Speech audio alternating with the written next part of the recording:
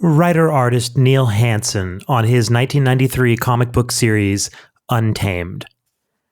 I tried a creator-owned project with Marvel. Wasn't fulfilling, wasn't magic, full of inconsistency. I'm so sorry, Neil, but we here at Comics Rot Your Brain have no choice but to vehemently disagree with you.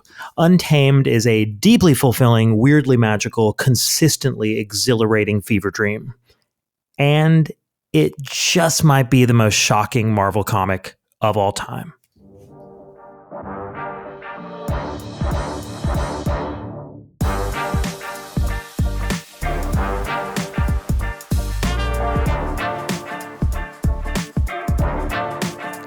Hey everybody, welcome back to the show. This is Comics Rot Your Brain, the show where screenwriters talk about the comic books that we love, mostly from the 1980s. I'm one of your hosts. I'm Steven Bagatourian, and my usual brilliant co-host Chris Derrick is not here today. He is most likely watching all 30 of Akira Kurosawa's films, knowing Chris, or doing something equally fascinating, but he will be back, and if you want to talk to him about Seven Samurai or Yojimbo, he'll be the man to ask. But for right now, we're going to be talking about a comic book from 1993 called UNTAMED by writer-artist Neil Hansen. And ladies and gentlemen, I don't even know where to begin with this comic. I think it is one of the most, I don't know, what's the technical term I'm searching for here, batshit fucking crazy comics I have ever read in my entire life. And I mean that as the highest possible compliment, because I fucking love this book.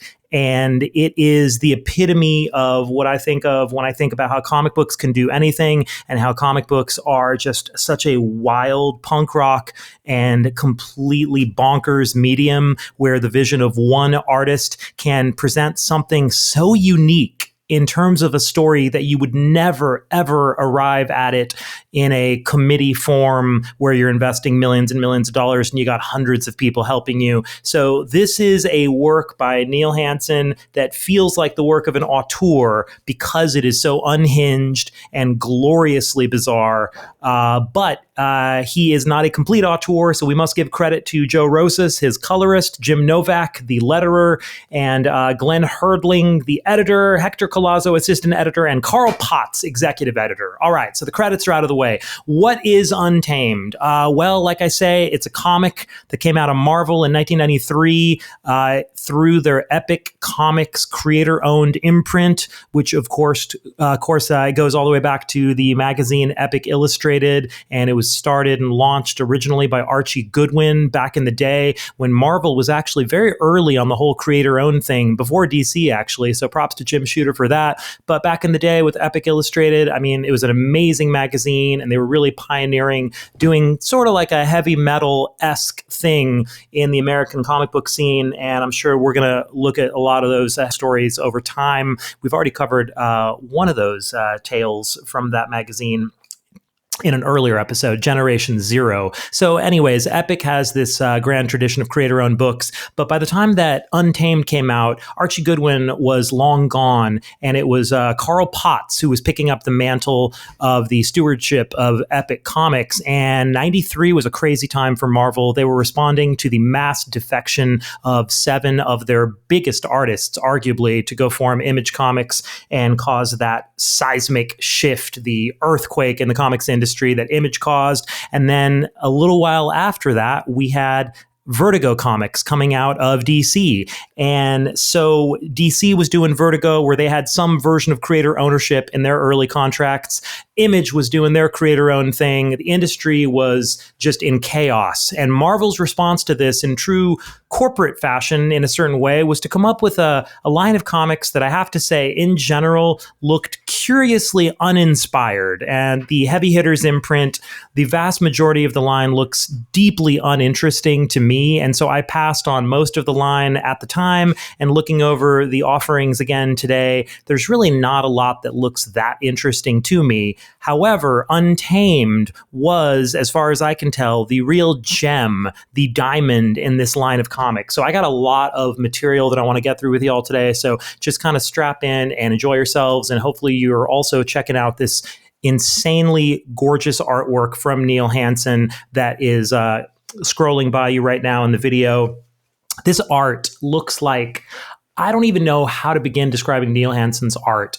He's such a fascinating and unique artist. And normally I kind of pride myself on being able to trace the lineage of a comic artist pretty adeptly, just in terms of who their influences are and whatnot. But with Neil Hansen, he's got such a just unique and singular style that I would argue it's actually rather hard to completely put your finger on his influences. But if I had to try, and I've thought about this a lot as I've been reading the 3 issues of Untamed over and over for the last week, and I think the influences that I've kind of come up with, and frankly, I don't even know if they really are influences, but it's just the only people I can think of that the work kind of reminds me of, I would say it's somewhere in between Paul Gulacy meets Steve Rude meets Jeff Darrow. And that's kind of a wacky hodgepodge of artists, but maybe some of you can see what I mean when you look at this art. And even comparing him to Jeff Darrow is probably not fair as an influence because Hansen and Darrow were coming up right around the same time, like early 90s. I think that's when Hard Boiled first dropped, was around 90, 91. And that's when Hansen's earlier creator-owned book, I think Icon Devil is what it was called, came out, I believe, around that same time. So I'm just trying to paint a picture, though, as much as I can of what sort of ballpark the art is in. The reason I say Steve Rude is mostly because of the futuristic sort of architecture and furniture and cars and clean lines. But I mean, honestly, Hansen's doing something really unique with his work. And I want to talk to you all a little bit about the history of Neil Hansen, because for an artist that is genuinely someone who is possessed of tremendous gifts, clearly a prodigious talent, there is shockingly little information available on Neil Hansen, even though he had quite a successful run in mainstream and indie comics for a time. But you look him up online these days, and it is damn hard to find info on Neil Hansen, although I have scraped together the best that I could for some research and some context for y'all in this episode. So let's start with his artist entry on the Lambiek online Comicpedia, which some of you may be familiar with. So they just have like a brief Wikipedia style little mini paragraph on Neil Hansen. If you look him up there, it says he was born in 1964. He's Canadian. And it says Neil Hansen is a North Canadian artist who has worked for the American comics market. He's illustrated The Punisher and Conan at Marvel, as well as Turok Dinosaur Hunter at Valiant. Under the pen name Spider, he's also done comics such as Badger, Whisper, and Nexus for First Comics. Hansen drew his own short series called Untamed, for Marvel, as well as some covers and script writing work. Okay, so that's a pretty simple, bare bones, kind of threadbare few sentences. Does not even scratch the surface in terms of how interesting this cat is and how deeply fascinating his artwork and his storytelling is. Frankly, the story is no joke in Untamed. I got to tell you, I was supposed to record this episode weeks ago, and I've ended up spending way longer reading these comics than I ever thought I would, because I thought 3 issues, I'll breeze through these. No, not so fast. Neil Hansen has made this comic Untamed quite the little puzzle box of a story, and I would challenge anybody in the audience to go find these comics, which are not expensive. You can find the single issues online pretty easily. It was never collected, so you got to buy the floppies. But I would challenge any of you to read this comic one time and actually understand all the connections between the characters and what is happening, because, I found it challenging. I found it quite challenging. It's a dense story, and I say that to Hansen's credit. In large part, the artwork is also impressively dense. And, and that's part of where my Jeff Darrow comparison comes in. There's a lot going on just in the backgrounds of Hansen's art. And even as the storyline goes on, I would argue that as you get to issue 3, the art actually gets even better and more detailed. And it looks like he's putting even more and more effort into the backgrounds. And every time I looked at an issue again, I would see new stuff and just characters. Like the people in the background are actually people with personalities. The world is so fully formed. That's the part that reminds me of Steve Rude and Nexus. It's just, there's a lot that's gone into this. So having said all that, let's let's look at a little bit more info on Neil Hansen, because I actually find him to be a really very interesting figure in the history of comics. And I would say he's probably the most obscure artist that we've profiled on our show. And out of the 40 episodes or whatever we've released so far, I don't know that there's a more obscure creator than Neil Hansen. I would imagine a great many people listening to this episode, watching this show, are not familiar with his work. Maybe you might kind of vaguely remember the name Spider if you read First Comics back in the day. But for someone who's this gifted and this talented, it's actually amazing to me how little known Neil Hansen is. So let's look at some context going to Neil Hansen's own website, because I think that is going to be a great jumping off point for us to actually talk about these three issues and this incredible story called Untamed that I cannot wait to talk to y'all about, but I feel like some context is really critical here. Okay, so Neil Hansen has his own website that's still up right now, that, as far as I can tell, it was put up in 2008, so almost 20 years ago. And it was put up after he had taken an extended break from comics, and he was coming back with the idea of drawing one grand project that was a 20-year journey, as he says on the website, that he was going to fulfill his career ambition of drawing a truly epic and divine story. No pun intended when I say epic here. Not published by Epic, just an actual epic story that was going to be this giant story he had been building up to. And he says on his website, actually, that it was a story growing out of his previous creator-owned book, Icon Devil, and that was turning into something that was going to be called One Life, One Death. So if you go to this website, onelifeonedeath.com, you'll see what I'm talking about here. And he has a few illustrations from the comic that was supposed to be his grand return, which, as far as I can tell, never happened, which is really quite sad, because when you see the images that are the early promotional images for One Life, One Death, they are magnificent. They are just gorgeously drawn pieces. And Hansen has a rare gift as an illustrator, such a singular and deeply felt style. He's one of those artists that we love on this channel, where it just, you can feel that he is all in on everything he's doing, and you can tell 100% that it is not about the money with this guy, that his concerns were somewhere very different.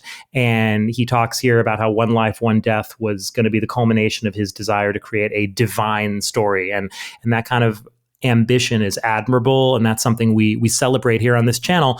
And so let's find out. Let's learn a little bit about Neil Hansen together, and then we can talk about Untamed. So he has a history page on his website that I really find to be quite compelling, as he takes you through his history in comics. So let's go ahead and read through that. And he starts with the aforementioned indie title, Icon Devil.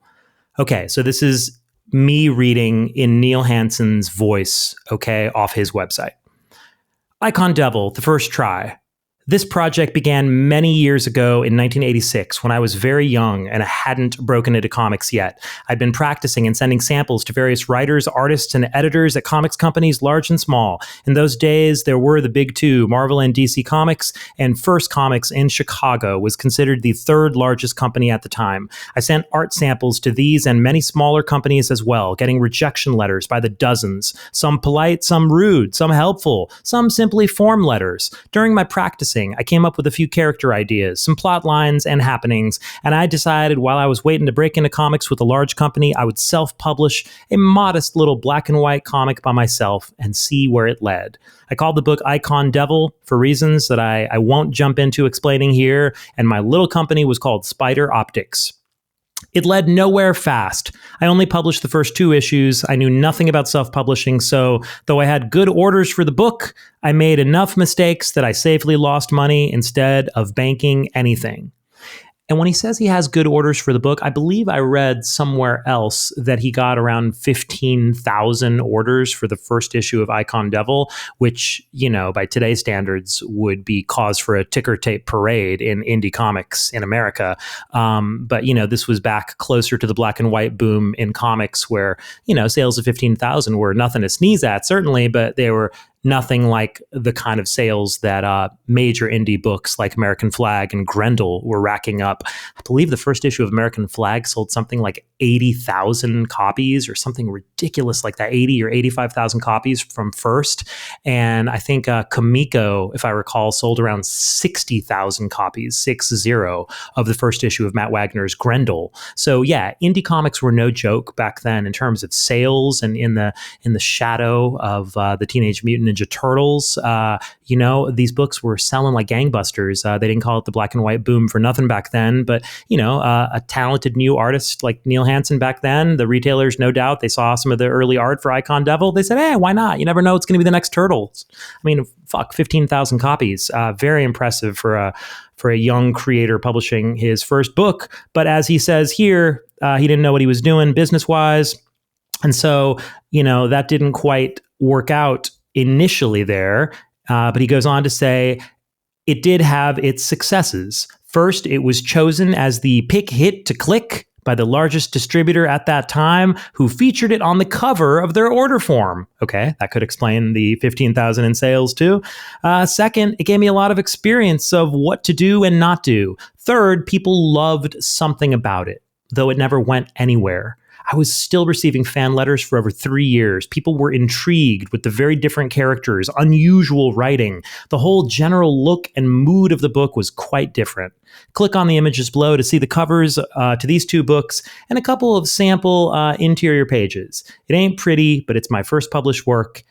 Even if I had to self-publish it, I used my name, Neil Hansen, for the credits in these issues.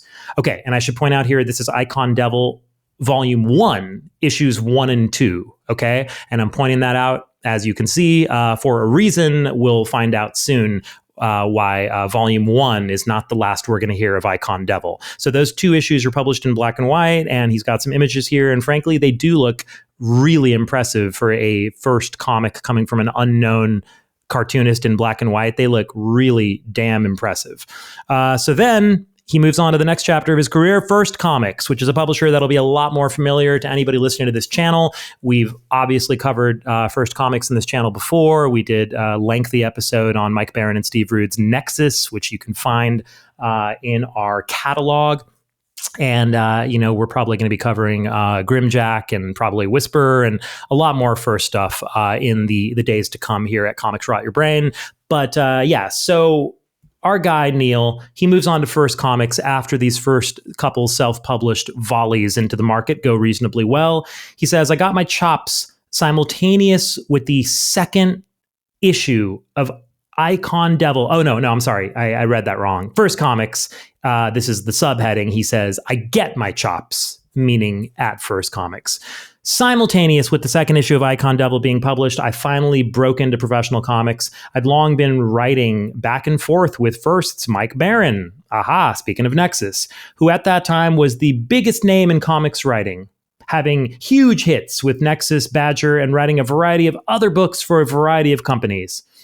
Yeah, I'd say it's arguable if Mike Baron was the biggest name in comics writing. I mean, Alan Moore was still around at that moment, but, sure, it's arguable. But yeah, Baron was absolutely in the conversation in terms of being the biggest writer in comics at that moment. Absolutely. If you picked probably a top three, I'd say he definitely would have been one of them. So he says here he was, he'd established a pen pal relationship with Baron, and Baron had been giving me pointers and helping with my art, and basically being kind and a huge help. We'd wanted to get started on one of his titles, but there were none needing artists at that moment. So First gave me the drawing gig for Whisper for a dozen issues. It was hugely different from working on my own book, Icon Devil. My drawing quality went down simply because I was in unfamiliar territory, drawing someone else's vision and drawing normal people rather than the aliens and superpowered beings I was used to. And the killer schedule of drawing a book each month. First Comics is where I earn my chops for grinding out art in a hurry, being a working artist rather than creating at my own pace. And when inspired, I did a dozen more books for them besides Whisper, finally getting to do some Badger books written by Mike. I improved steadily, but you couldn't say my art was particularly exciting or great. It was 3 years of straight learning curve, just lots of work and scrambling to learn and grow. Though the art doesn't stand out to me, and I don't look back on it with particular pride or fondness, and it seemed of lower quality than the Icon Devil work I'd done before it, I did learn a lot of tricks. And one thing that stands out is I really, really worked hard at trying to squeeze unusual angles into each panel,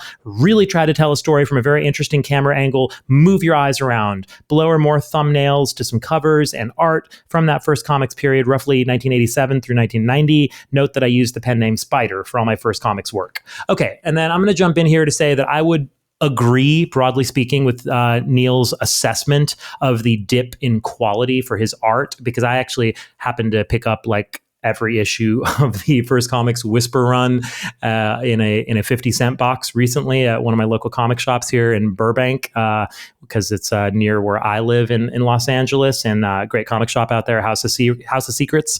So I picked up practically the whole run of Whisper, and looking through the issues that Spider, as he was called then, was drawing, Spider with a Y, they were curiously unremarkable. They had like flashes and moments that were really cool. Like he says, he did pick some pretty astonishing camera angles, which we see continue to actually flourish and really work super well with once he gets to Untamed. So he was picking cool angles, but yeah, really the work itself does not look that great, does not look that inspired. He's under the deadline gun. Like he said, he was learning. And the thing that really stood out the most for me were some of the covers he did at first. There's a handful of those Whisper covers that are extremely iconic and look fantastic. And there's also some pretty cool Badger covers, or cover for the Badger miniseries, Badger Berserk, however the fuck you say that. And so Hansen was learning there. But aside from some really beautiful Whisper covers, most of that work was kind of like, not his finest hour. I agree. The Icon Devil work that he did before and after that first run really seems like a different artist in terms of inspiration and facility and all that.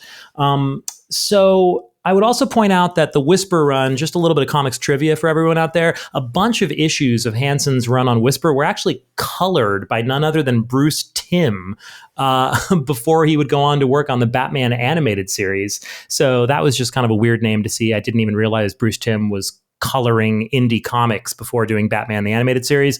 The color, frankly, kind of looked not that great to me. It was sort of a hideous color palette, as far as I could tell. Did the art no favors. I don't necessarily want to blame young Bruce Timm for that. It could have had something to do with just the coloring process at the time, the type of paper First was choosing. Who knows? I don't mean to cast aspersions, but the work visually was not working, and the coloring was part of it, I thought. But so we come out of there now, and now Neil Hansen goes back to Icon Devil, as he says here, for a second try. So, okay, again, back to Neil Hansen's voice. It's 1989. I'd gotten a couple of years of comic book chops working with First, wanted to do my own thing again. I felt so good about the earlier Icon Devil stuff and the fan mail and feedback, and I felt so disappointed over my quality of drawing at First, though I was very happy with the experience and skills I developed there, and I was getting so much more interested in my own characters that I tried to dive deep into Icon Devil again. Okay.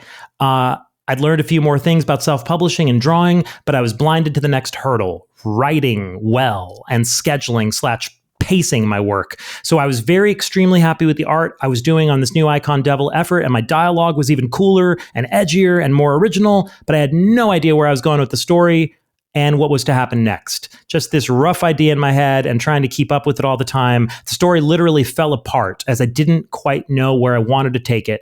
Also, I was putting so much more detail into the artwork that it became impossible to keep any regular publishing schedule. So once again, I did 2 issues and then stopped. Once again, I had good order numbers, but it wasn't quite paying a wage. Once again, I learned some more things. My art made a huge jump up in quality, going from First comics to self-publishing something that I really loved.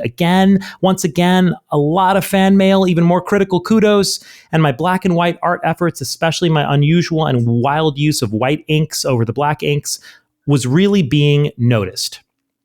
Check out these samples from Icon Devil, Volume 2, Issues 1 and 2. He includes some beautiful samples of pages and compare how far they've come in writing and art from the first time around. Yes, I would agree. The book looks significantly improved, and it looked pretty damn impressive the first time around. But yeah, Icon Devil, Volume 2, Issues 1 and 2 look spectacular. Just phenomenal black and white indie comics. Really, really beautiful work. And, if there's enough interest in this video, I think I might want to come back and do another video on perhaps Icon Devil on this channel, because it actually is a really, really interesting looking series. And I know Neil is obviously so passionate about it. I think I have all of the issues buried somewhere because I've always bought them whenever I saw them anywhere, because they always looked so interesting to me. So yeah, if you guys like this video and this does reasonably well, we'll probably return to the Neil Hansen coverage and check out Icon Devil in detail, because it looks like it's definitely worth it. So he goes on to say, so once again, I was back to using my name Neil Hansen for the credits, but still using the name Spider to sign most or all my work, like covers and pinups, etc. Kind of another mysterious thing about this mysterious character, Neil Hansen, that he was going by this pen name Spider. And when he set up this website that I'm reading from, he actually had chosen yet another name, and he was signing work that he was doing in 2008 as Bannon, Bannen, for some reason. So I'm not quite sure what the thinking was behind all the pseudonyms, the pen names, etc. Perhaps he was thinking that like Whisper and stuff like that was more of his, working for the man, so to speak, and he was keeping the Neil Hansen moniker for his personal passion project, Icon Devil. That kind of makes sense, but I don't know. I'm just speculating here. So moving on, we just got another paragraph or so here. I want to just tell you guys about his time at Marvel Comics in his own words, because I think that getting to know Neil and his voice and kind of his journey in his own voice is kind of crucial to an appreciation of what he ultimately accomplishes with Untamed, which I'm going to argue may very well be the apex of his comics career. I don't know if he would agree with me on that. And frankly, I don't even know if I agree with myself on that, because like I said, I haven't actually read Icon Devil, so who knows? But Untamed, unlike Icon Devil, is a complete story, and it's a complete series in 3 issues. So that's something. It's finished, at least. But as of right now, I'm saying Untamed feels very much like a career high point, as far as I can tell. But we'll get to that. Who knows? So Marvel Comics. Now, this is a wild era for Neil that's going to bring us right up to the book in question here. More chops. Now we're around 1990. I've had 2 tries at Icon Devil and 2 to 3 years with First Comics. Icon Devil has stopped again for the aforementioned reasons, and First is in financial trouble, and I can see the writing on the wall. With Mike Baron's support and also the help and interest of Carl Potts, a senior editor at Marvel Comics in New York, I land a Punisher book that Mike's been writing. Carl Potts, of course, familiar to longtime fans of our channel as the creator, or certainly the co-creator of Alien Legion, a comic that we did a 4-hour plus episode on. And Carl Potts, a friend of the show, he commented on one of our previous videos, and we love Carl Potts over here. So I'd love to give him a little shout out here for his involvement over at Epic Comics here. Kind of, being the big kahuna for the time and being the executive editor, helping out Neil Hansen here. So, yes, nice to see some familiar characters in our story here. So, Mike Baron helps him out. Carl Potts is a fan. He's a senior editor. And through all of this, Neil lands a Punisher book that Mike Baron is writing. So, back to Neil's voice. It's different working for this huge company. It's actually nice being paid on time and getting raises and free paper and supplies and comics, and working on books that have tens and hundreds of thousands of copies each month rather than just a few thousand. I'll keep this brief. I worked for Marvel until 1995. So that's around a 5-year run. So let me just emphasize that for the record here. Neil Hansen, this superlative artist who is getting better in leaps and bounds here, is in comics for basically the better part of a decade. He starts Icon Devil in 86. He's at Marvel to 95, and he does some odds and ends after that. So like a decade plus in comics, which is, again, just, it's so shocking how little you can find about this guy online. It's really, considering the quality and the caliber of his work, it's astonishing to me, honestly. So he's talking about his time here at the House of Ideas, and he says, I got a lot more experience, got good enough that I was being asked to do the covers for books that were drawn by artists who weren't quite as good. They liked my covers, though. Below are a few samples of my work for Marvel, and I snuck in one for Valiant Comics, as I didn't work exclusively for Marvel in this time. But the most important comment is the exact same thing happened with my Marvel work as happened with my first comics work. I wasn't as into the characters and books like I was into my own Icon Devil. I tried to create our own project with Marvel. One I created, wrote, and drew called Untamed, and it felt a little better, but still wasn't Icon Devil, wasn't fulfilling, wasn't magic, full of inconsistency. Somewhere in there, I pitched Icon Devil to Marvel, and they accepted it, but I just didn't feel ready to do it yet. Okay, so now he moves on. That's all he says about Untamed, which is wild to me when you realize the depth of invention and thought and work and sweat and grit and imagination that's been poured into this 3 issues of Untamed. It's crazy to me that the creator of Untamed just dismisses it with a bit of a hand wave and like 2.5 sentences that are just, like, whatever, I tried, didn't really work, wasn't that cool.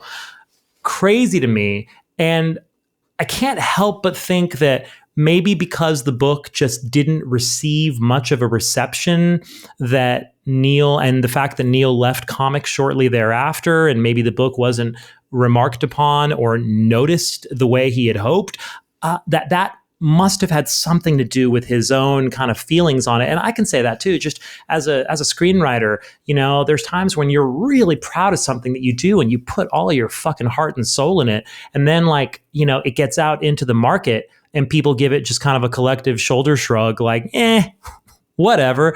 And like even your own team around you might be like, yeah, it's all right. Yeah, you got anything else or whatever? And you're like, fuck, man. I thought that was one of the best fucking things I ever did. And like, if the world doesn't reflect or mirror to you some kind of love for this thing that you put so much love into, sometimes it's less painful to just kind of sever it from your body, so to speak, and just be like, yeah, whatever. I tried a thing, didn't work, moving on.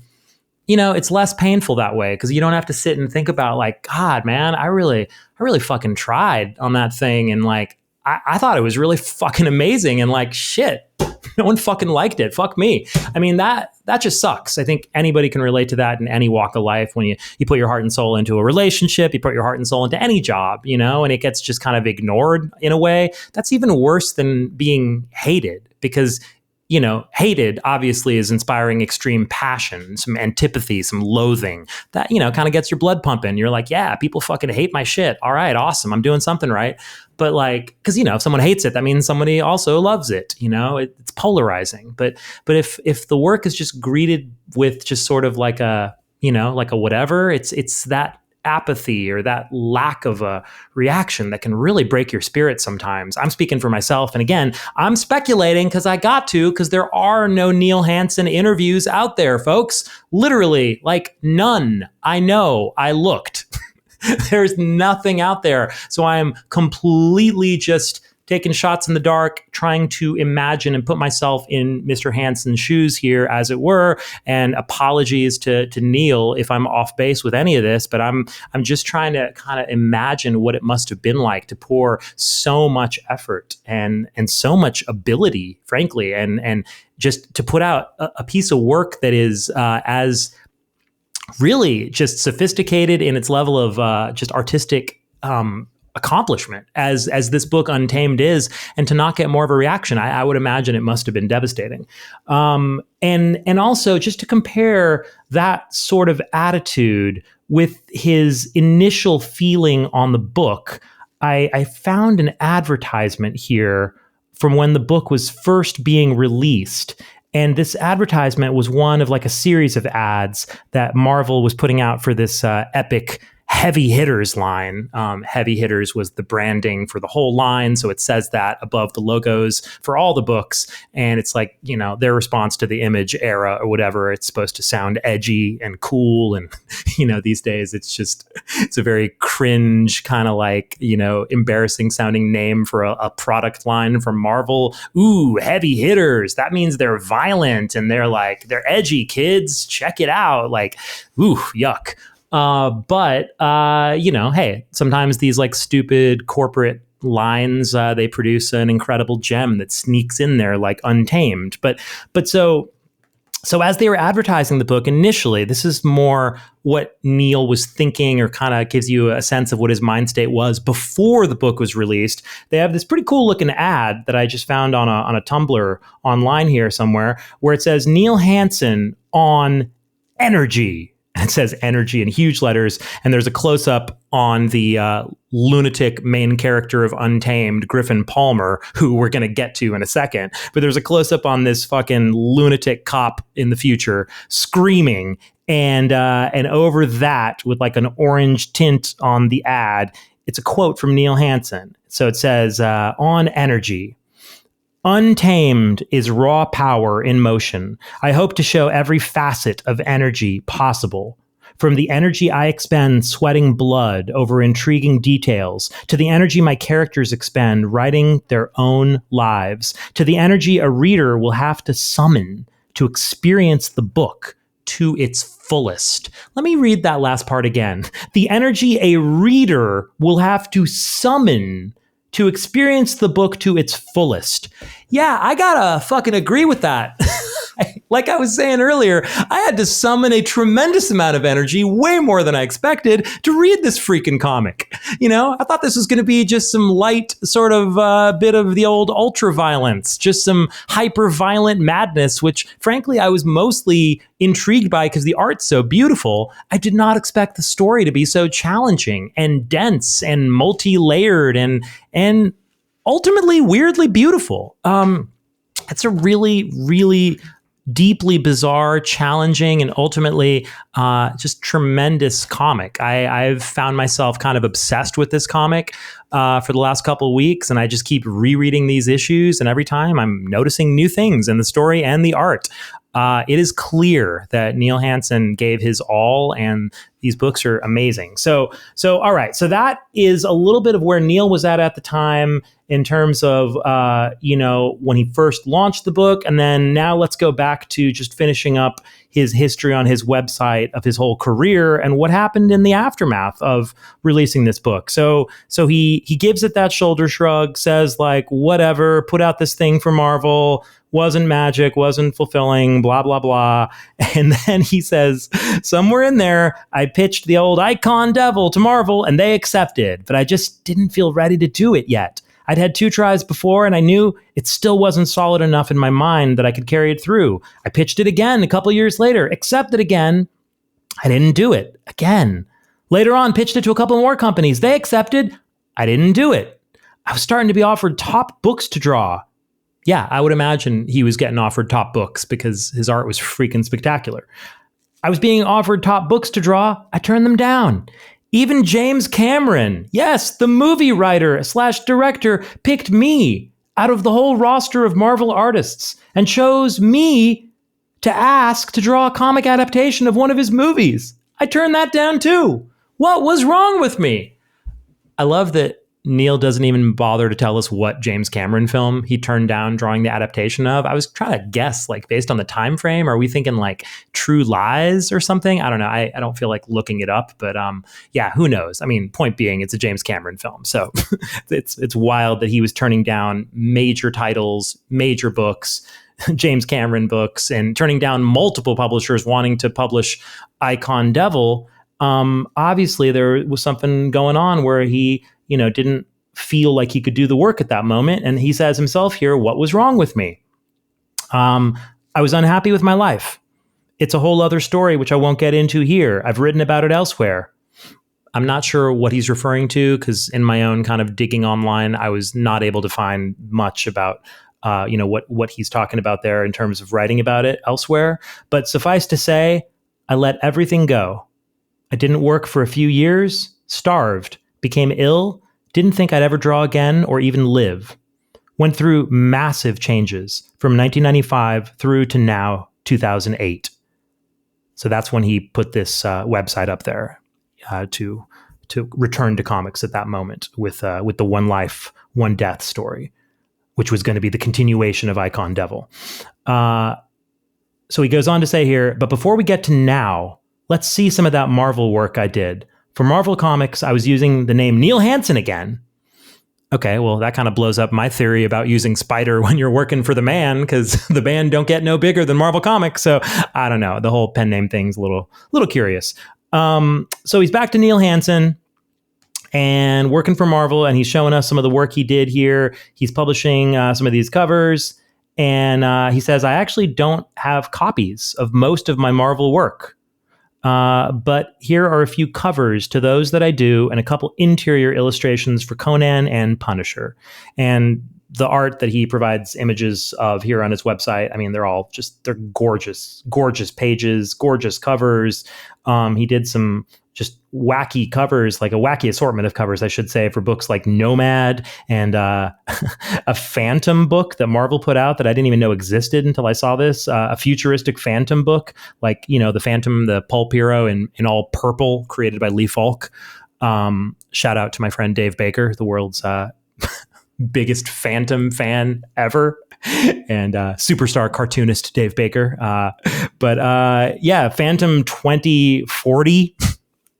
Never saw this before, but goddamn, these are some fucking cool looking covers that Neil did. And and just some gorgeous illustrations from Conan. Apparently this one Conan story he did, just again, it's all show-stopping work here. Just so even as he's finishing up his tenure at Marvel, Neil is just killing it, absolutely killing it. And then he talks about here at the end of 95, I was so unhappy with my life. I finally stopped comics, stopped all other work. I stopped music, martial arts, and my other interests. And I went on a long inner journey to find out why. As mentioned, that story is for another time. I may eventually include a link to it here. I would dabble in art occasionally, but only for myself and not for paid comics work. This self-search lasted many years and is somewhat ended now. The end of 95 was the last time I did comics work professionally until recently. I wrote a Conan story, wrote an X-Men story, and don't know if either of them were ever published. I drew a Spider-Man door poster, which, though not terrible, certainly wasn't good. Neil's a very harsh critic of his own work. He's also, proud of the work he's proud of, but he's very, very harsh with a lot of his assessments of his work. And he says that reflected his headspace at the time. Those, along with finishing a Conan story I wrote and drew, which was published in an issue of Conan the Savage, were my final works that year of 95. Then I stopped completely. For a few years, I didn't think I'd ever draw again, which is really heartbreaking when you realize how brilliant this guy is. Didn't think I'd ever draw again.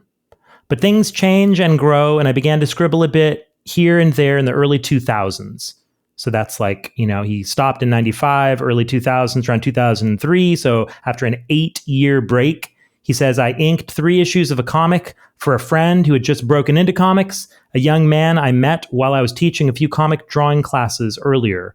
Then in 2007, I picked up an old acquaintance with Mike Barron, and he offered me some books to do, most notably some Badger books that he was now getting started with a new company at the time called IDW. It still seemed a little early for me to commit to comics, so I ended up doing 3 Badger pinups, mostly as a favor to his friendship. They liked them and ended up using them as covers and paying me, Lately on the internet, I've been using the pen name Bannon, Bannen, and keeping in tradition with my confusing use of multiple names throughout my career, I now sign everything as Bannon. Check out these 3 covers. All are now published. One thing of particular note, look at the style I have now. I'll talk about that more in the next section, but notice how much more fluid and inventive with things like hair, costume, and light effects. If you take a look above at the previous samples for Marvel, Icon Devil, etc., you'll see much more sedate treatment of hair, clothes, basic inking techniques. Nowadays, my work is much more free and expressive, whatever that means. Okay, so here's Neil just giving us his current thoughts at the time he created this website on the work. And then he wraps this up by saying, this brings us to one life, one death. Its time has arrived. And this is his grand epic project. The above was a brief overview of the origins, the seeds of this new project. It has strong roots from the old icon devil. It was twice from other skills learned through working on other people's books and from the changes I underwent while doing my crazy spiritual search to easing gently back into comics and art again in recent years. Okay, that's a long ass sentence, but we get the gist. Now, read a short note about this project's development and read a short synopsis that outlines the main plot lines of the story. Okay, and I think we're not going to get into that right now because this episode is really about Untamed, and I wanted to give all of the history and timeline of Neil Hansen's career so you guys could see who this guy was in the world of comics at that time and exactly where Untamed fits into the progression of his career and how really it's shortly after Untamed, pretty quickly after Untamed, that this guy basically disappears from the comic book landscape with nary an appearance really for the last several decades, which is again just a massive loss to comics. And honestly, it really makes me feel like this comic Untamed was a far more personal piece of work, as I was opining earlier, and it actually was a really personal story that meant a lot to Neil Hansen, perhaps so much so that after it did not receive the reception it deserved, maybe he decided that, on some level that he was done with comics. And, that freaking sucks because I love this guy's work, but let's dive into looking at the actual story of Untamed, which is a corker, as they say. It's a barn burner. It is quite a yarn. It is all the things you want to say about a crazy ass story. And again, as I said at the outset of this episode, only in comics, folks. This is not something you're going to see in any other medium. A story like this is a completely shocking tale on so many levels. And I can still scarcely believe that Marvel Comics published this. This almost feels like the equivalent to the book that DC published that we covered very early on in our show a few years ago, DC Comics Screamer, which we have like a 3-hour episode on, the incredibly violent, highly disturbing post-apocalyptic gangster fable from Peter Milligan and Brett Ewins and Steve Dillon. That book was just a absolutely just depraved, insane descent into the bowels of hell. And of course, I mean that in the best, most complimentary way. But wow, what a disturbing tale that was. And Untamed has a similar level of shock value to it, but I don't feel that it's gratuitous with this book. And I didn't really feel that it was with Screamer either, to be honest. Some stories are just dark stories about depressing and, horrific situations or just awful things. And, you venture into dark corners in life in stories sometimes. And this is what Untamed does. So yeah, let's get into it. This first issue starts off and we see the title of the first issue. The story is titled Wounds of Equal People, which is not exactly a title that rolls off the tongue, honestly. Wounds of Equal People. It does kind of just make you wonder, like, what does that mean? Not really sure, but okay, it's just something to consider. And as we start here, we have an opening page that's just a very violent looking page where a guy is in some sort of fight that involves chains and things look very bloody. And this is our main character, Griffin Palmer. We're going to learn more about him in a second. And he's taking on a bunch of dudes who look like they are Japanese from the artwork and from what we learn here. And the character of Griffin is a white dude with kind of crazy looking brown hair, and the captions over this very violent looking street fight kind of an image, the captions say the following, talking about Griffin as we figure out reading this. His wife was killed 3 months ago. He's been on leave with pay since then. You want a bite of this? I've eaten, thank you.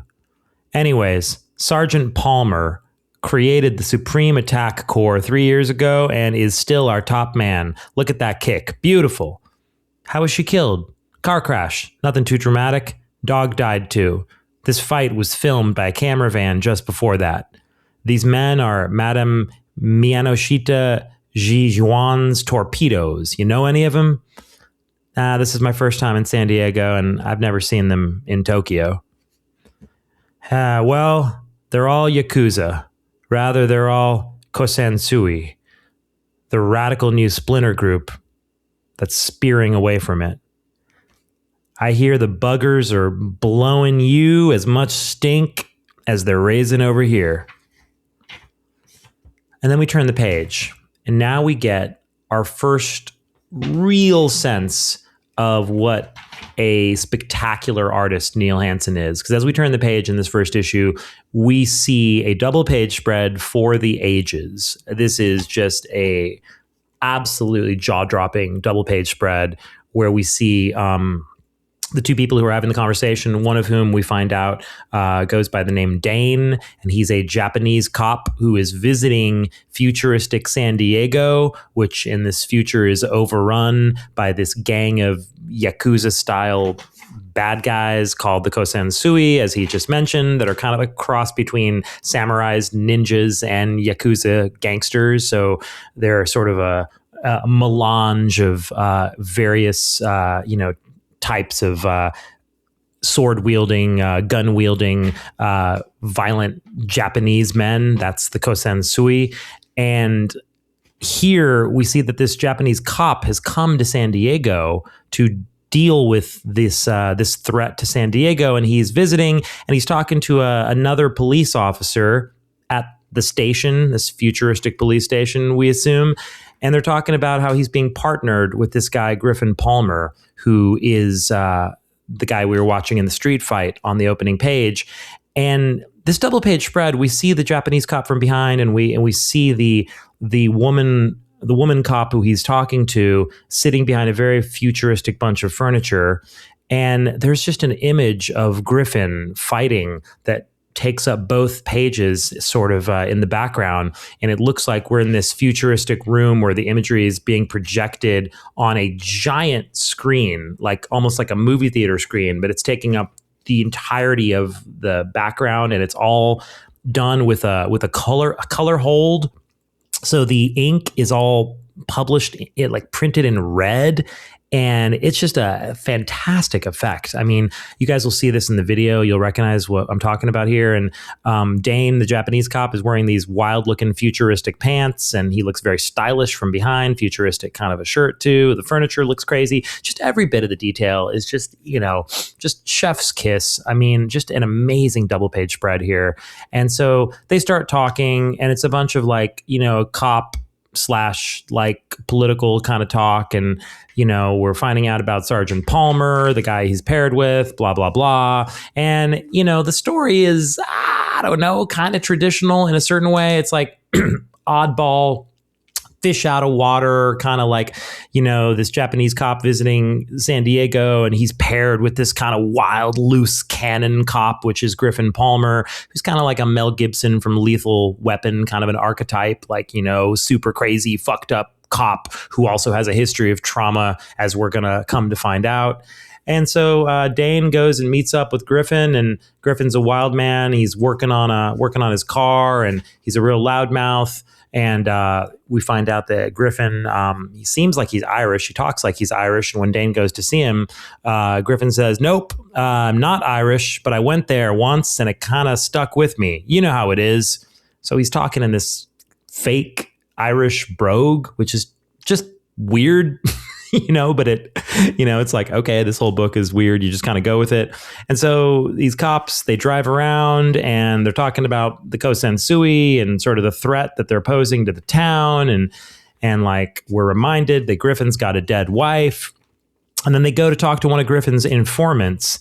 And this is where things start to get really, really crazy. Okay, so this informant turns out to be a fellow by the name of Porcupine, who apparently Griffin has worked with in the past and gotten some reliable information and tips from. So he trusts this guy.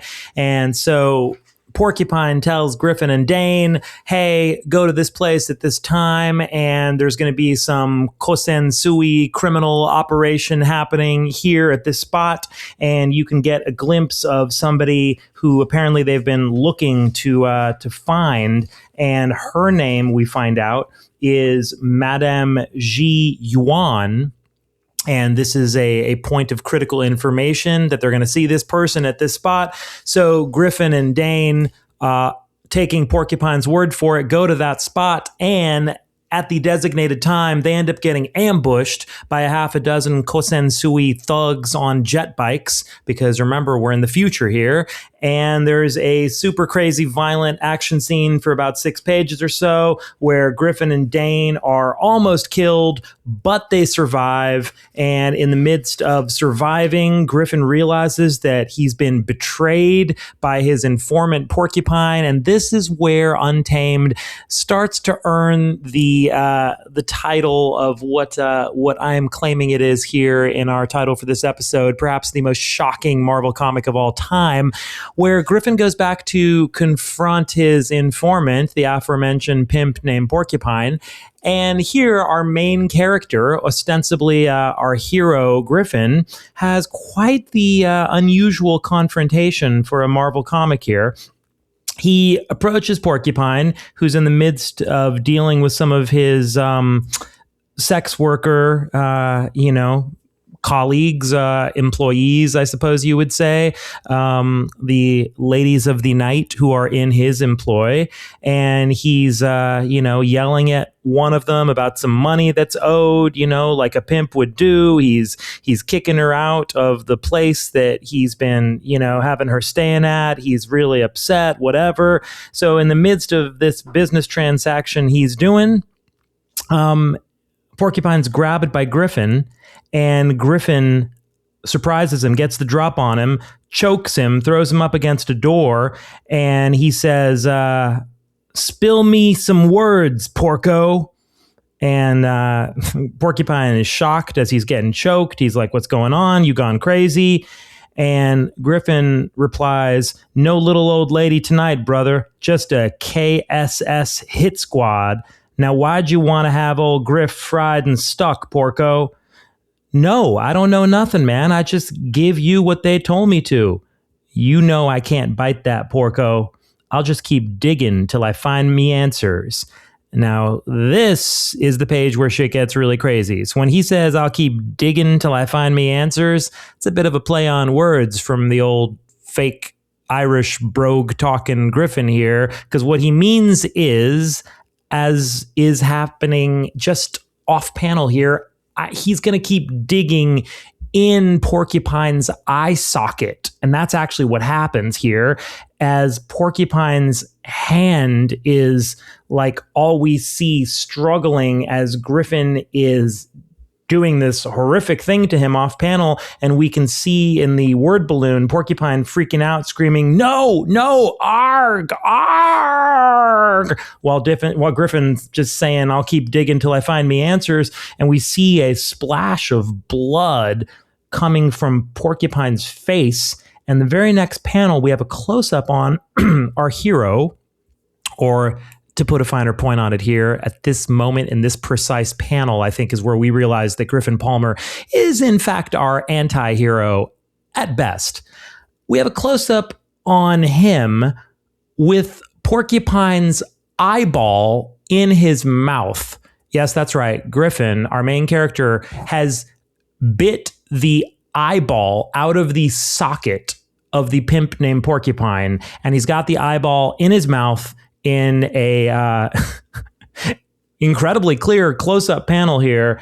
And while having the eyeball clamped down between his teeth, and it's a really big eyeball, Griffin says, tell it to me, bucko, and you can keep the other one. So he's referring to the answers that he's looking for. So he says, I'll keep digging till I find me answers. Tell it to me, bucko, and you can keep the other one. And now in the next panel, while clutching his bleeding eye socket, Porcupine manages to scream out, arg! And then he's got a bunch of various whatchamacallit, like the thing in comic books where they're not allowed to have cursing, because after all, even though this is epic, heavy hitters, serious, hardcore comics, kids, you still can't really curse. And so they got like the old number sign, cent sign, dollar sign, what have you, just like people would curse in like, I don't know, like in an old like Nancy comic or Beetle Bailey or whatever. This is how we're showing cursing in our mature line Marvel comic. It's kind of ridiculous. Anyways, Porcupine's cursing with this weird comic book convention. It's kind of charming, but also kind of funny. And he screams out, this is Porcupine, "I don't know nothing. You think I'd be stupid, man? I just told you what they said, Holmes." Which, okay, on a couple levels here, that's an awfully coherent bunch of words to be saying after someone just bit out your freaking eyeball. I think my dialogue would be more like, fuck, That would probably be my dialogue here. But Porcupine is actually holding it together remarkably well, considering what's just happened to him here.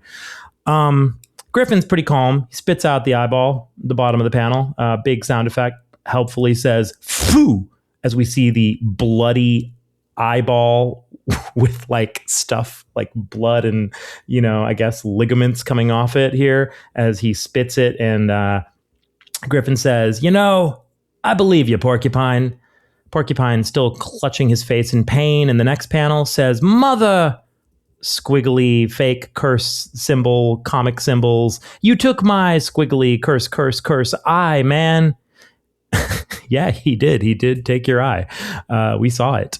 Griffin says, "And if they're using you to get shots at me now," and here he breaks a broom in half. There just happens to be a broom helpfully on the ground here in this cluttered room, the cluttered room they're in, which looks like a hurricane hit it for some reason. They're in a room or they're in a courtyard or something in this like weird futuristic motel. I guess it's a futuristic motel because that's why the pimp was talking about like, yeah, his women staying here. It's sort of like, yeah, it's this motel he does business out of. I guess that's what it's meant to be. It's just this really broken down motel with a courtyard that's got like cinder blocks and shit and just whatever debris strewn about. So there happens to be a broom here. Griffin breaks the broom in half, and the next panel, which is colored rather confusingly here by the colorist, I believe it's Mr. Is it Joe Rosas? Yeah. It's colored in like kind of like a beige for some reason, not the color I would have chose, as Griffin jams half a broom, this broken broom handle, into the chest of Porcupine, I believe. It's a bit unclear between the drawing and the confusing coloring. It's not the most clear storytelling here, but Griffin appears to impale Porcupine with this broom handle. The sound effect is a pretty violent looking chuck, C-H-U-K, and Griffin says, "I'll ken you aren't much good as a bird from here on." Now, I got to give Neil Hansen a lot of credit for his dialogue in the sense that he clearly works hard to make sure that it's unique and specific turns of phrase. And I saw in some of the interviews or just pieces of writing I found from him online, he spoke specifically about how he did actually labor impressively to make sure that his dialogue was quite unique. And that is in fact true. The dialogue is very, very unique throughout all of Untamed. All the characters speak in a very specific vernacular with very specific lingo, and all that is just fucking cool and it's great. However, because Hansen is a lot more skilled, I would say, as an artist than he is as a writer, although he's working really hard on the writing angle, I feel like that this is where he could have benefited a lot from an editor, both in the specific choice of words in the lingo, but also in the larger storyline as a whole. Because I think in both cases, Hansen is going for super interesting stuff story-wise, but it's just not quite done with clarity. And so you get a lot of cool ideas, but they're not expressed in a way that's easily apprehendable or just, coherent. And so it's hard to parse a lot of what's happening with the dialogue and the larger story.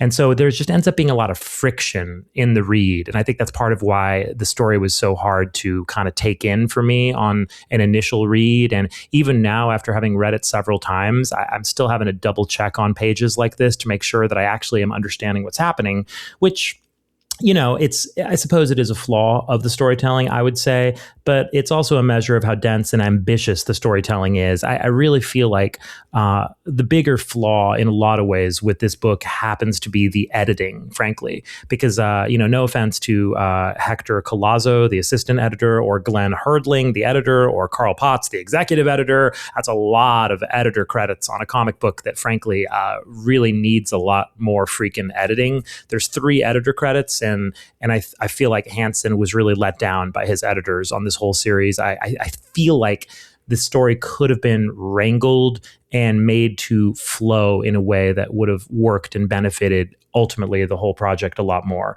But, who knows? Who knows what state it was in to begin with versus where it ended up? I'm just saying the finished product could be a lot smoother, and I think it would not have taken a tremendous amount of effort to do that, because the ideas are here and the ideas are cool. They're just a bit messy, shall I say. Anyway, it appears that Porcupine is impaled now after getting his eyeball chomped out, and he's left impaled against the wall, dead, I would assume. And Griffin's final line as he stomps out of here with a bloody boot on his foot, Griffin says, "And if the buggers know me secret after all these months, then God have mercy on me bones." Okay, y'all are lucky I'm not attempting my Irish brogue at this moment, but please let me tell you that it is all written out phonetically in a way where Griffin, a la George Harriman's Crazy Cat, is speaking in a very phonetic sort of just weird kind of lilting dialogue on the page that again, it's ambitious and I like it. It just makes it harder to take in a lot of stuff that's happening. Speaking of ambitious and hard to take in, we should now speak about the ongoing sepia tone flashbacks that our Japanese cop character Dane is experiencing throughout this storyline. And I need to backtrack a little bit to say that he began experiencing them a few pages ago, immediately prior to that super violent action scene that they got into based on Porcupine's tip. So I need to backtrack a little to tell you about what's going on with Dane's flashbacks, because they are haunting him throughout the first issue, and they are also haunting us, the reader, because they keep intruding into the storyline that's already confusing enough. And now we're getting this whole other backstory, which is actually fascinating. It's just a lot to take in, and it's just beautifully drawn in a slightly different style than the rest of the book. Not entirely different, but the fact is that because it's colored so differently, it ends up just feeling different. And really, it's an extraordinary showcase for Hansen's artwork again here. And it's so different than the setting of the futuristic city that the rest of Untamed is set in. This is a much more kind of pastoral Japanese, turn of the century looking landscape. It's like an island that this kid, Dane, when he was a kid, was sent away to this weird martial arts camp where he had to deal with a sexually abusive old man who was running this martial arts camp. He was like a sexually abusive sensei. And then a bunch of bullies also who may or may not have also been abusive toward the younger kids. I don't know. There's a lot going on. All of this is under the umbrella of, again, most shocking Marvel comic of all time. We have just so much stuff going on here that I was not expecting going into what I thought was going to be a hyper violent romp. I thought this was going to be like Lethal Weapon meets Clockwork Orange or some shit like that. And it's something in that vein, but it's also got so much other stuff on its mind. And it's actually a much richer and more interesting story than I think anyone probably gave this credit for at the time, myself included. But man, this is a rich story that it really does repeat. It does reward, rather. It rewards repeat readings, even if it's a lot of work. But let me give you just a sense of what's going on in these sepia tone flashbacks. I'm just going to read you a little bit of what's happening here. So in the middle of like getting ready to go to this meetup spot with the tip from Porcupine a few pages prior, Dane and Griffin just start talking, and then Dane suddenly has this flashback that's just kind of prompted by conversation with Griffin, and they're talking about fighting, and Dane says, "I can fight if I must. Don't fracture your concentration." And suddenly, in his mind's eye, Dane floats back to his past, and it says here over these beautiful sepia-toned island flashbacks, he says, "Too often I fought beneath the beautiful fern-like cycads and kicked and trampled opponents through fields of fiery hibiscus on the small island off southern Okinawa, Japan, the island of the old man, a prestigious, expensive, and reclusive school for martial and cerebral arts. Sugarcane, sweet and moist, reached skyward in its strain to escape the secluded island, but no sweetness lived inside the old man's stone-cold castle. I'm sorry, no sweetness lived inside the old man's cold stone castle. And the only moisture was the blood and tears of errant students, torn from the warmth of mother's soft breast and father's strong hand in the name of pride and family, and tradition and honor and future and success and culture, respect, control, and the thousand other enemies to happiness. 30 of us was all he would accept, and the only rest we garnered was that during the darkest of nights, a silent caste system determined the amount of pleasure one was to enjoy while laboring." And so this goes on, and we get a confrontation with some bullies. There's no dialogue in this flashback scene here. It's all silent. Something happens with the bullies, and I'm honestly not sure what. He's confronted young Dane, who's like, he's on this island. He gets dropped off by his mom and his dad in a boat, and they're crying. It looks like the kid gets thrown out of the boat. He's upset. He's frantic. It's really windy on the island. It looks like he's saying goodbye to his mom. She's in tears. The kid is dragged up this, mountainside where he reaches this martial arts sort of, it's a camp, but it also is like a sanctuary kind of, and it looks like a giant place where, it's got like some ornate architecture to it and a huge courtyard. And in this courtyard, we see over that voiceover and the captions that I just read you, we see a bunch of these kids, I guess these 30 kids who've been accepted to this camp, and they're all having to do menial labor, and they're like cleaning on their hands and knees. They're cleaning the stones on the ground of the courtyard of this place. And so in the midst of all this, a bunch of older kids show up, and this is the part where I'm not sure what is happening in the flashback here. And again, some nice professional editing or clarifying of some of this would have been great. So he says, a silent caste system determined the amount of pleasure one was to enjoy while laboring. These like mean bully kids show up, a process often begun by the simplest of things like a broken glass and water and urine. So I think they throw a broken glass at him while he's cleaning, or something, or a bottle. Maybe it's filled with urine. Is that what's happening here? I have no idea. I think maybe. Then the kid jumps up and he's pissed and he's ready to fight because, no one wants to get like a bottle full of urine smashed onto the ground near them, I guess. And so he's like, yeah, grr, I'm going to fight. And then the caption says, and an older student who believed skill superior to spirit and vision. And then we see a close-up on Dane, like in full like Wolverine mode, like he's screaming, like this little kid is screaming with a fist raised, and like, he's in attack mode, and close on him looking like that. And it says, but that first time my vision blurred and my spirit wasn't good or bad, right or wrong, just red. And my body realized it didn't want that kind of spirit and expelled the rest. Then there was nothing for us to do but wipe clean our old grotesque spirits. And so I think what we see happen here in kind of oblique panels is we see the aftermath of Dane just laying waste to these other kids, these older kids, I think, who were trying to bully him. And it looks like he just beats the shit out of them leaves them fucked up in the courtyard, and he himself looks kind of pained by what he's just had to do, and he's not happy either, but it's done in a rather confusing way, very oblique.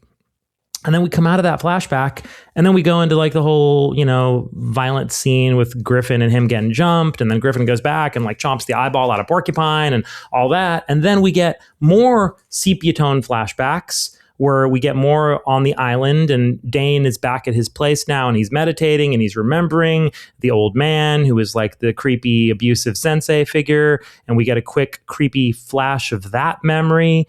And Dane is saying like he had to learn to make himself as small as possible, pull in, tighten up, clench into a tiny shriveled thing. Okay, this is all kind of disturbing. He says, don't look, he might pick you, don't look, but he's too grotesque not to look at. And we see young Dane looking at this kind of like gross looking older man. And he's like the older sensei figure guy. And the voiceover, the caption says, who could not look at a butterfly with sharp spines, a rose engulfed in mucus, a dove whose throat was cut? This is some wild prose here. And the old man's dialogue is equally wild. As we get dialogue for the first time in one of these flashbacks, and he's just laughing in a creepy way. He's saying, he, heek, heek, heek, heek, with song, the spice of life and wine, the condiments. What are women, young students? He. Why the meat, but only to be savored late in the night and early with the light. And he's grabbing some lady's ass while he's saying this. And this is in front of a whole bunch of kids. And this woman is here, I think, serving some food on the table or something. And the sensei is not setting a good example for these kids, clearly. And the caption says, an insane old man who taught us how to love life and showed us how to hate it. Strange bedfellows. There's a whole world of strange to dive into. More often than not, we're pushed. Things that move strangely, strange faces in the window. Strange words that go bump in the night, bumping around in one's head, chipping a few of the stones which weakens the well-built bridges. This is some crazy captioning going on here. It's all very poetic and interesting and odd, but it's all happening now as we're also in the present day with Dane as he gets a visitor at this place he's staying at in San Diego. The visitor is a cool looking woman, and she's there and announces herself as Griffin Palmer's wife, Julia, which is shocking because we've been told Griffin's wife is dead. And now she shows up and Dane's like, oh, wow, come in, Mrs. Palmer.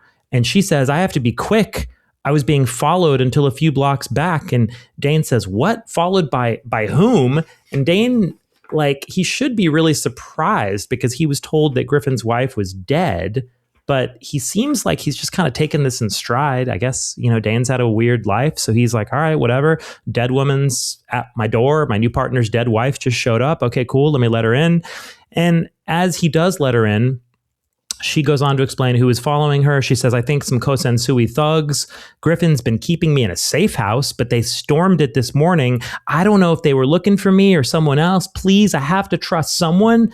Dane says, how did you know about me and this place? And Dane's just wearing this cute little like meditation robe that's very short and showing off his legs. And it looks like it's just like a little silk meditation robe with a dragon on it. So he's dressed kind of interestingly at this moment. But I have to point out there's just a glorious panel, just apropos of whatever, when he lets Griffin's turns out not to be dead wife, Julia, into his place. Well, first of all, we have this great, like, kind of like above like the ceiling shot through the rafters at the top of like the living room as he opens the door. Neil Hansen is going for an amazing angle, kind of a bird's eye view from like outside the house, looking down through the glass ceiling of the living room, apparently. It's a beautiful shot. And then the next panel is even better. We're seeing Dane hosting Griffin's wife and walking her into the place through a reflection in a koi fish pond. And what we're actually looking at is the koi fish pond complete with lily pads and like a turtle and moss and like ripples of water and beautifully drawn koi fish. And then in the rippling reflections, we see the ripples of Dane and Julia in reflection in the pool. It's just a beautiful panel, and it's just entirely so much work and so much thought that just is going into something that, again, like you could give this page to 100 other comic book artists and not a single one would think to do what Hansen has done with these two panels. So it's worth calling out because Neil Hansen is one of these guys who just burns so bright for a short time in the comic book industry. And I think this is something that happens with so many artists who are really just kind of burning really, really bright, and then suddenly they're gone. But you can tell that Hansen was pushing himself just very hard to come up with original angles and original ways of telling stories.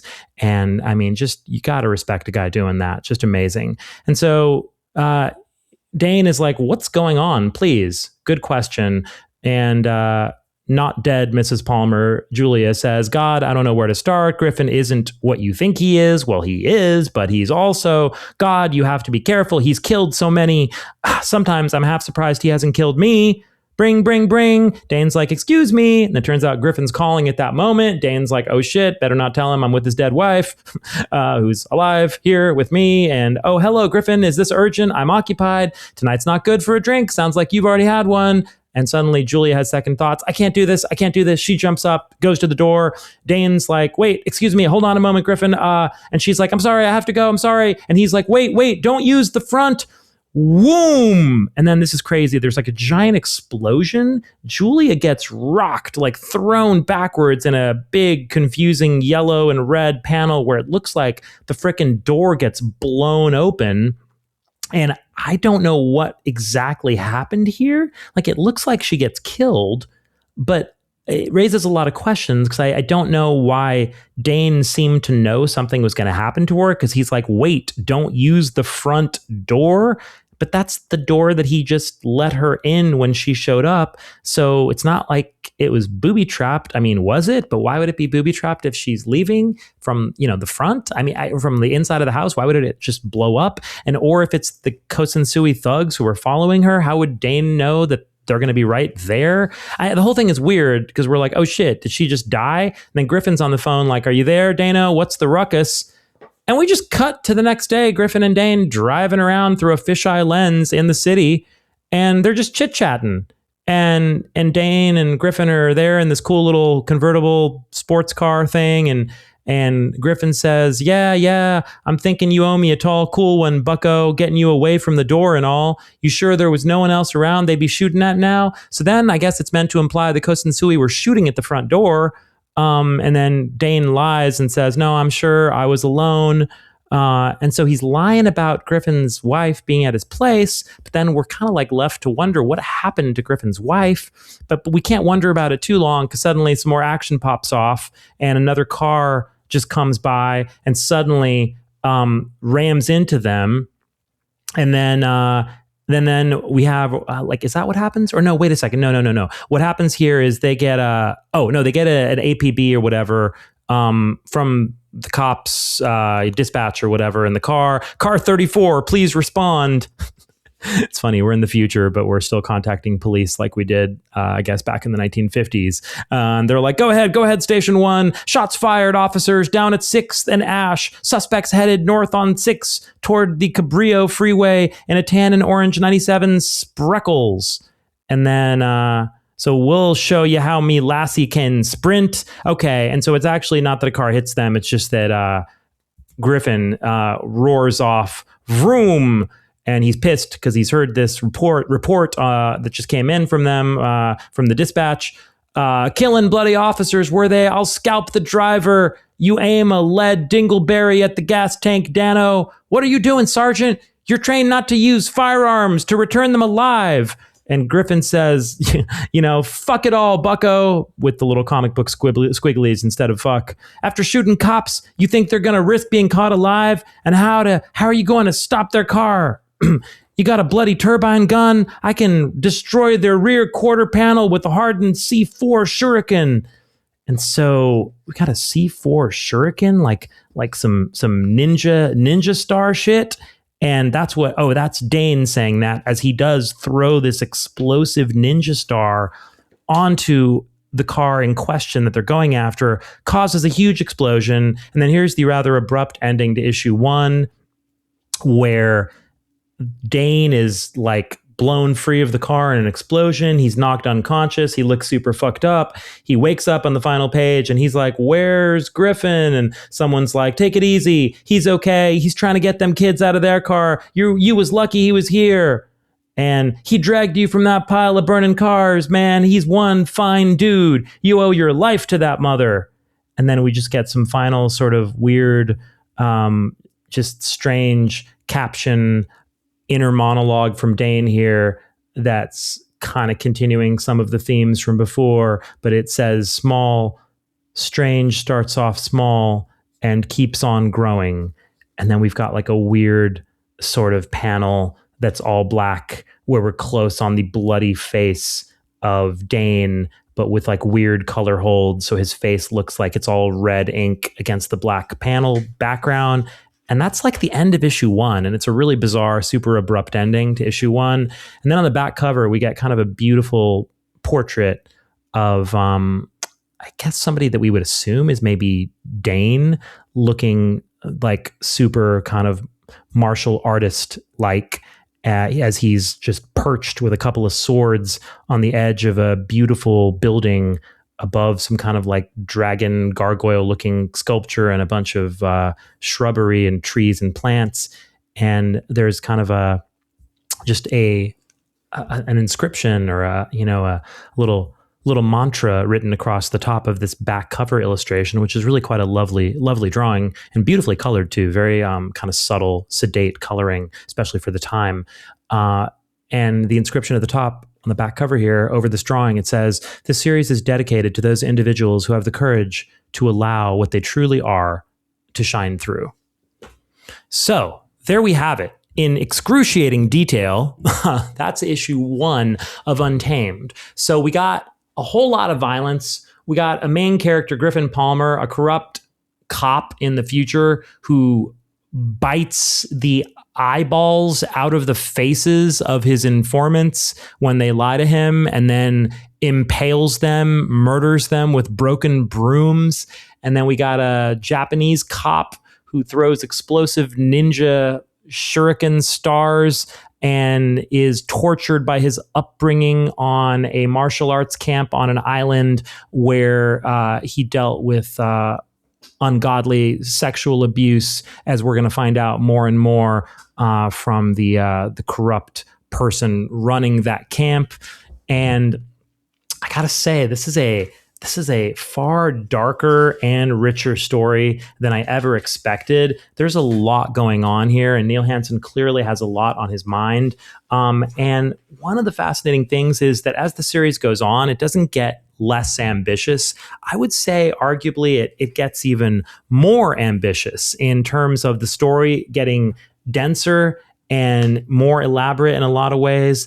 And quite honestly, I feel like the art does get better and better, almost impossibly so, as we go forward, because it starts off at a very high level, as I've already described here. But the art really does it gets stronger and stronger as we go. It's a really, really impressive thing. I mean, this whole series, as you can see in the art on the video here, it's beautifully done. And Hansen is just such a unique talent that I'm so blown away by his art.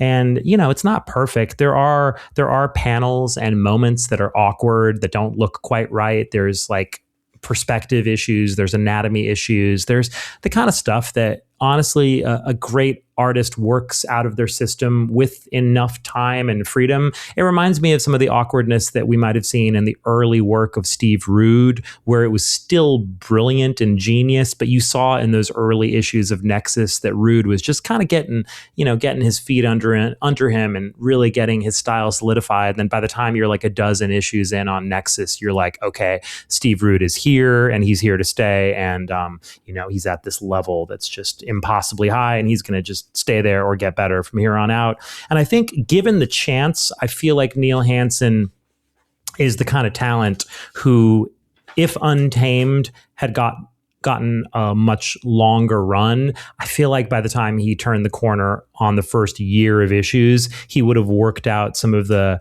more, just weird quirks in the art, or the less successful experiments or idiosyncrasies would have been gone. I would expect by a year out, and what would have been left would have been just the work that is genius. And make no mistake, it's already pretty close. I'm just saying his style to me looks like it's 80 or 90% there, and it would have been fully formed in no time. But what is here is really astonishing. It's just a phenomenal piece of work. I mean, just gorgeous art, and these flashback scenes are just so beautifully drawn, and they're so different than the rest of the book. The whole thing is just fantastic. And I know that Hansen mentioned he was not happy with the coloring on the book, and while I could see why to a certain extent, I also feel like the coloring is not terrible, and the book does look very vivid, and it pops in a lot of ways that a lot of books don't. And so I think that Joe Rosas, the colorist, while maybe not completely successful in every regard, and I could see why Hansen himself may have had a different vision, I still feel like there's a lot about the coloring that does work. I know apparently it was like the first book, one of the first books, or maybe the first book to be colored with a computer coloring process at Marvel. So it's got some historical import, and of course they were working out the bugs and all that, but it does not have like the hideous sort of like show-offy computer coloring that we would see in a lot of like the X-Men books, where we would get these crazy stupid effects that just looked so bad. It does not have that kind of early computer coloring stuff going on. It's more classy than that, I would say. So having said all that, there is a lot to recommend this book, and let me just pause for a moment here. All right, so I just wanted to check a couple things in issues 2 and 3 here. So I'm not going to lead you guys through issues 2 and 3 with the same level of detail that I just walked you through issue 1, because we'll be here all night. But I just want to kind of point out a couple of what I think are important moments in the second and third issue that kind of get to the heart of what I find so just intriguing about this series. So a lot more stuff happens in issue 2. There's more sepia tone flashbacks with like violence and abuse on the island. We see Dane has survived the car crash, and he's like resting in some interesting sort of recovery center. We have a beautiful page where a stray cat comes and hangs out with Dane, and we see that Hansen is incredibly proficient at drawing cats, which is always impressive to me, just because a lot of comic artists seem to struggle with cats, weirdly. I think you can always tell what comic artist actually has had a cat as a pet in real life, because they'll pick the interesting angles or just kind of the very cool cat-like moments or movements. Hansen himself, I believe, has had a cat. And in looking at it right now, I think he's actually got a sequence here where a cat is chasing a bird, and I don't think he gets the bird, but we have what looks like a feather from the bird floating after the cat chases the bird. We see a feather. I don't think it's meant to indicate that he ate the cat, or he ate the bird rather. But then the cat just has this really cat-like moment where he's curled up with Dane, and yeah, you can tell Hansen's he's really good with animals, which is cool. It lends a nice warmth to the otherwise kind of brutal story. So anyway, like blah, blah, blah, a lot of things happening, more way cool camera angles, beautiful moments, just great illustration.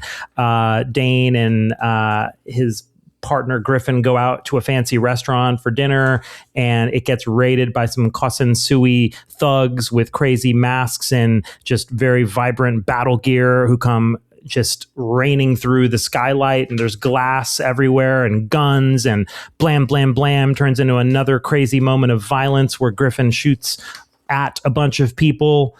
And in the aftermath of that, Griffin and Dane scream at each other and then decide to go sit on the roof of this crazy restaurant and have a whole heart-to-heart. Now, Griffin, dressed up in his fancy clothes for the night, is wearing this wild shirt. I don't even know how to describe it. It's like this psychedelic sort of ever-shifting view of the cosmos. I don't know what it is, but it's a pretty cool looking shirt, but it's just crazy looking. And so I'm just going to read you the monologue here from Griffin, because this gets to the heart of his character and kind of reveals some wild secrets about him, and it's how we conclude issue 2. Griffin is staring out across the cityscape with Dane after all the bloodshed of these last few days, and Griffin says, all right, you know what? Hell, tonight's the night for telling tales. All right. And these guys have been drinking a little bit, little violence. You know, after you drink and you shoot some people, you always want to climb up on a rooftop and tell the story of your life. I mean, that's how I feel personally whenever I have a night like that. So Griffin says, you want a bit of the wildlife? It becomes a bloody addiction. I did some roaming as a mercenary, Rhodesia, Africa, Middle East, and Ireland. Now that's a place built for me bones, God's country, made me want to settle, but they won't let me back. I used to be a cop here, so I came home and started in again. I formed SAC, which, as we remember from the first issue, is the special unit of the cops. SAC stands for Supreme Attack Corps, and so that's what Griffin's talking about here. I formed SAC a while back, trying to settle and create something to replace me thirst for smacking heads. No bleeding dice. But I'm tired of traveling, so here's where me roots are, for a time. Then these vicious little devils showed up like the bloody ultimate sweet candy to a gent like me, and to join the elite party, pay out the elite price, the lifeblood of your closest loved one. Okay. So here's an example of Hansen's dialogue being, I would say, too clever by half, because unless you're a really just super aware reader, it would be very easy to miss what he's actually saying here. So when Griffin says, when these vicious little devils showed up like the bloody ultimate sweet candy, these vicious little devils showed up like the bloody ultimate sweet candy to a gent like me. He's talking about the Kosensui, the Yakuza meets the samurai meets the ninjas organized crime operation setting up shop in San Diego, that they, once they arrived, were like sweet candy to a gent like Griffin, because Griffin has, as he said earlier, a thirst for smacking heads. And so then he says, to join the elite party, you had to pay out the elite price, the lifeblood, your closest loved one. Loved one, obviously, but it's written out phonetically as loved, new word, apostrophe, UN, loved one. I partly appreciate the fidelity to the phonetics of the fake Irish brogue from Griffin here, but I think it does also partly get in the way of an already just almost impossibly complicated story. So Griffin says this, and this is actually quite a revelation. And so he goes on to, so the Kosensui are like, yeah, you can join our crew, man, but you just got to kill one of your loved ones. That's all. You know, you got to prove you're loyal. So, and then he goes back to saying, and in my case, 6 months without contact. Blessed the buggers to make sure I was square. They fed old porcupine tips here and there to keep me doing my job without nailing any big operations by mistake. Porcupine worked for them? Asks Dane. Aye, the lad was a mite too slow to build all that himself. Anyways, I couldn't do Julia, never intended to, tried to trick the bastards and still claim the prize. I stowed her in a safe house, and God knows how the rats found out. They stormed it day after you came. All right, so what he's saying here is like that Griffin, our main character, the cop, wanted to join this murderous criminal operation of the Kosensui, and so he decided to pretend he killed his wife, Julia, by hiding her in a safe house, just so he could like join this wild Yakuza style group of killers. And I don't know what the long-term plan was there, Griffin. You're just gonna have your wife pretend she's dead forever and hide in a safe house? Like, what the fuck is the plan there? I don't know. But apparently that's what he did. And he says also something about, in my case, 6 months without contact, bless the buggers to make sure I was square.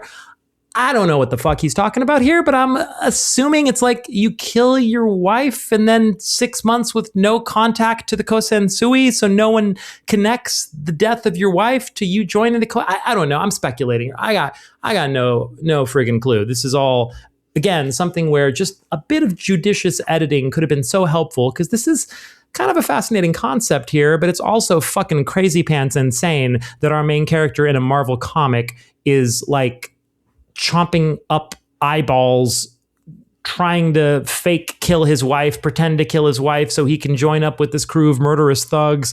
I mean, like, this is wild. This is just so off the hinges, just out there in left field. Shockingly so. I think even more than people even realized at the time, because I just wonder how many people were spending enough time with this book to like really get into the weeds of what's being said in this bizarre sort of like, you know, heavily lingo laden dialogue that's going down here. So Griffin then says, I'm calling in this marker, Dano. You're owing me for your life. I won't be asking to be let off. Just keep mum till I can find her and get her safe. You're owing me. Okay. He says that while pointing a finger at him. And then Dane says, you have twisted it, but the debt exists. I won't report this just yet, but if you didn't kill your wife, ... question mark. And Griffin replies, took a ringer from a morgue drawer with the car, the ID and the dog, and me, we were all satisfied as to who it was. So I think what he's saying there is he took a dead body that kind of looked like his wife that he stole from the morgue, and he put it in his wife's car with his wife's ID and the dog. I believe he's admitting that he killed his own dog just to make it look like his wife was dead and fake her death so he could join the criminal operation. This is our main character. He's killing his dog, fake killing his wife. Is that really what's happening here? You should have seen the lass when I told it to her, Dano. Lost her for good. And that hadn't even entered me mind. Oh, I wonder why, Griffin. Why was your wife upset that you killed the family dog, pretended to kill her, got a fake body with her ID and crashed her car with the fake body and the dog, and then pretended to the whole town that she was dead while you were hiding her in a safe house so you could join this notorious criminal operation of killers? Why would your wife be mad about that? I mean, jeez, what a fucking pill. What a party pooper. Come on, you're just living. Can I live? Griffin Palmer just trying to, you know, go forward and have some fun in life, you know? Spice things up a little bit, hang with some, you know, ninja samurai killers. Like, why not? Whew, I don't know. I guess him and his wife just weren't compatible. What are you going to do? You know, she was uptight. So Griffin says that hadn't even entered his mind that she'd be pissed. She knew I was a wild one, but this one hit her broadside. Yeah, I would expect so.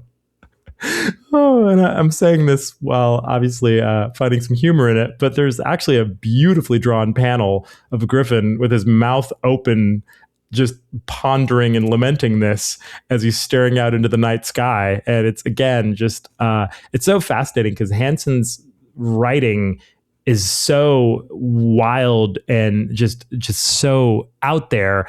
And his artwork is at times just relatively restrained and composed, like this moment.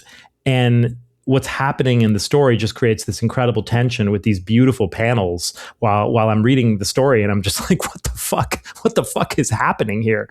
So Griffin goes on to say, been eating me alive, not knowing where. I'm just hoping she's alive. Maybe I can get her away and live with meself. Okay, so that's a clunky bunch of dialogue here. Been eating me alive, not knowing where, ... I'm just hoping she's alive. Maybe I can get away and live with meself. Okay, he's like, right, he's feeling guilty. I guess that's the idea. And suddenly, Dane, with a serious look on his face, staring out into the night, Dane says, "She's alive. I have her safe." Concluded. Next issue. Dun, dun, dun. Okay, and now again it raises questions because I'm like, wait, how is the wife alive and how does Dane have her safe? Because didn't that door explode and didn't it look like she got killed? And what is happening? What are we reading? I don't know, but honestly, like, this is so much bizarre fun that I just don't even care, because I can already guarantee that this has got to be more interesting than every other book in the epic heavy hitters line.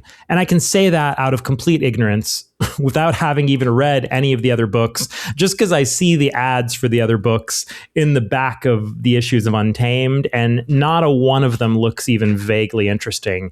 It's like, no offense to any of the other creators, but it's just like all the rest of the books look absolutely so dull as dishwater and just uninspired. I mean, this is a particularly uninspired line of comics. I gotta say, like, virtually none of them look interesting in any way. And there's very little unifying thread across any of these books. It's like, what is the heavy hitters universe? I mean, it's really, there's nothing that unites it. Honestly, it's just it's a very half-assed kind of an attempt at a line. And, it's, not surprising at all. The rest of the line failed completely.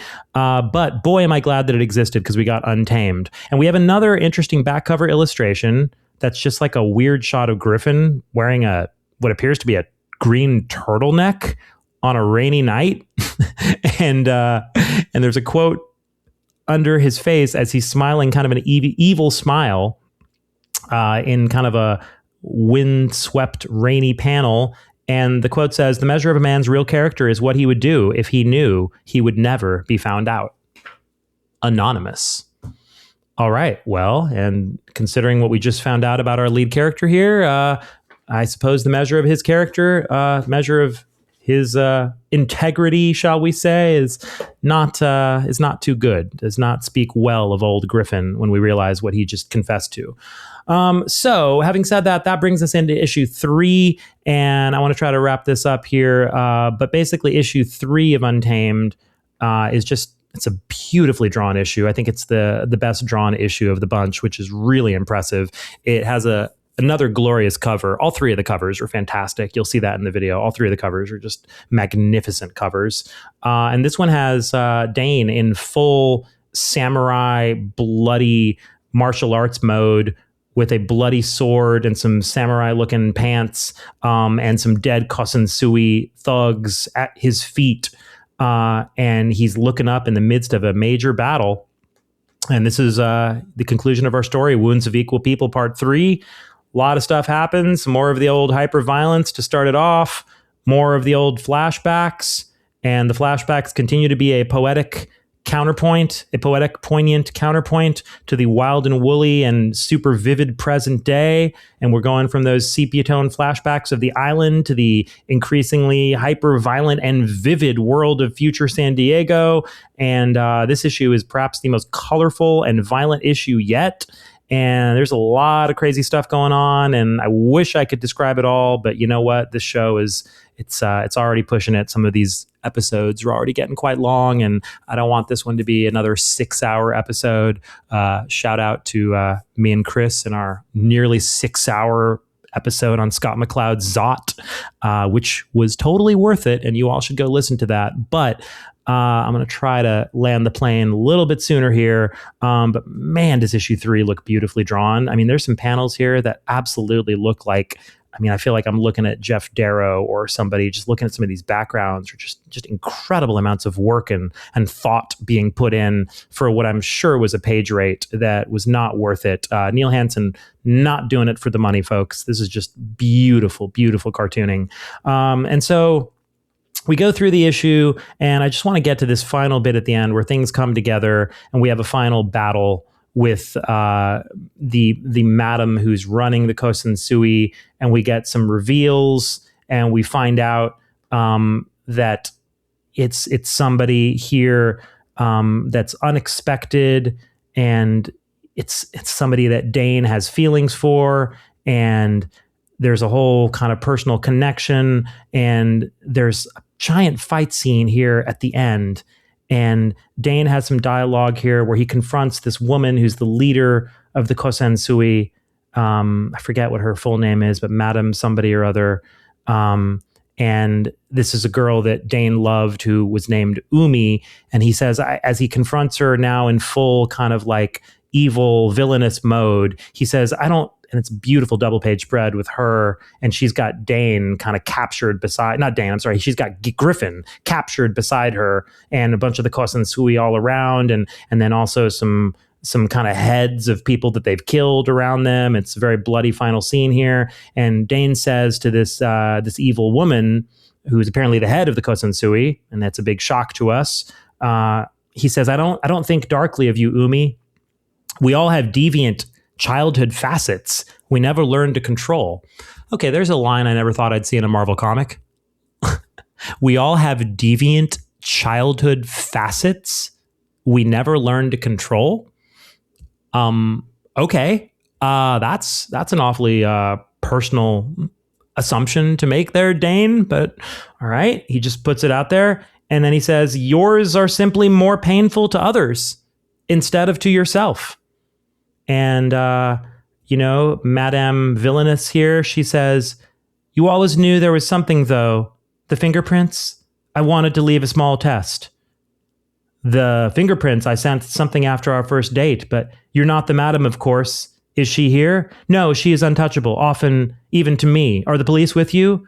Okay, so she's not the madam, but I thought she was the madam. I don't know. Honestly, this whole story is making my brain explode. I've read these comics so many times. I still do not completely understand everything that's happening, if I'm being honest, but it's okay. I don't care. It's all fantastic.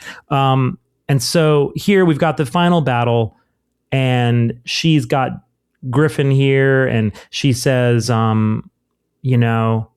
your pool and garden are a fortress. Too many officers would be lost. Speed was important. She's talking about this big battle that's been happening. And Dane says, I came to champion him. And she's petting Griffin, I think, like he's kind of a pet. He's all beat up. And she says, Palmer, there isn't an ounce of honor in him. His courage is plastic. And then Griffin mutters, hear out the last, Dano. She's calling that square anyways. And then Dane says, your soul is worthy.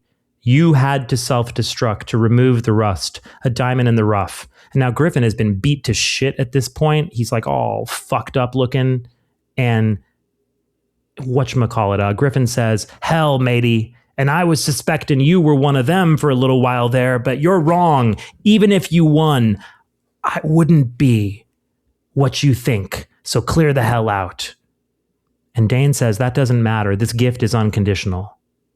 And now we have another flashback, and this is really interesting the way that Hansen does this. This final flashback, we're going to be cross-cutting between the island and fight scene on the island, and now this final fight scene with the Kosensui as Griffin has been beaten mostly to death, and Dane's got to have one final battle to save the day for everyone. And we cut back to the island, and on the island here, the caption says, a tiny spark, and we see young Dane lighting a match. A tiny spark can steer the battle closer to life or to death. When you attack by necessity, you become off balance. He will use it. He will win. But you must win. To win, you must make him attack you. Make him, drive him, like a stampeding panicked animal, afraid not of death, but of a long pain preceding it. Give him one narrow path to life, then stand in its center. And we see over these images that young Dane sets a fire on the island where this martial arts camp is kind of housed amidst this sort of samurai courtyard fortress that looks like feudal Japan kind of. And as he lights a fire, we see all the other students running in terror from the courtyard. And so it says, give him one narrow path to life, then stand in its center. And the old man, the old abusive samurai teacher guy, comes out last from the burning school. And the caption says, teacher, student, teacher, each always a pupa, fighting to break through to the next stage. But there's no battle here. There's necessity. And necessity swats aside redundancy. Again, not a phrase you're likely to hear ever in any Marvel comic, or frankly, any comic probably, necessity swats aside redundancy. Just as an observation, Hansen objectively is quite an original writer. It's not always clear, and it's not always easy to parse or comprehend, but these are original phrases, and he's got interesting, unique things on his mind, and that's worth remarking on, and it's worth actually celebrating, because how often do we see that in comics, having a unique voice visually or in terms of the language? Hansen has both in spades. He's a massive talent, and it doesn't matter that it wasn't fully formed. I mean, just he's a massive talent. He's the kind of guy that if we had a right thinking comic industry, he would have been supported. And it's funny because like in sports, like when you're getting like young players into the NBA or the NFL or whatever, and you see that they've got massive potential, like they could be a player you build a franchise around, you just give them like $100 million contract. And because you've got scouts scouting these people, that this guy's got the potential to be somebody we build a franchise around. Let's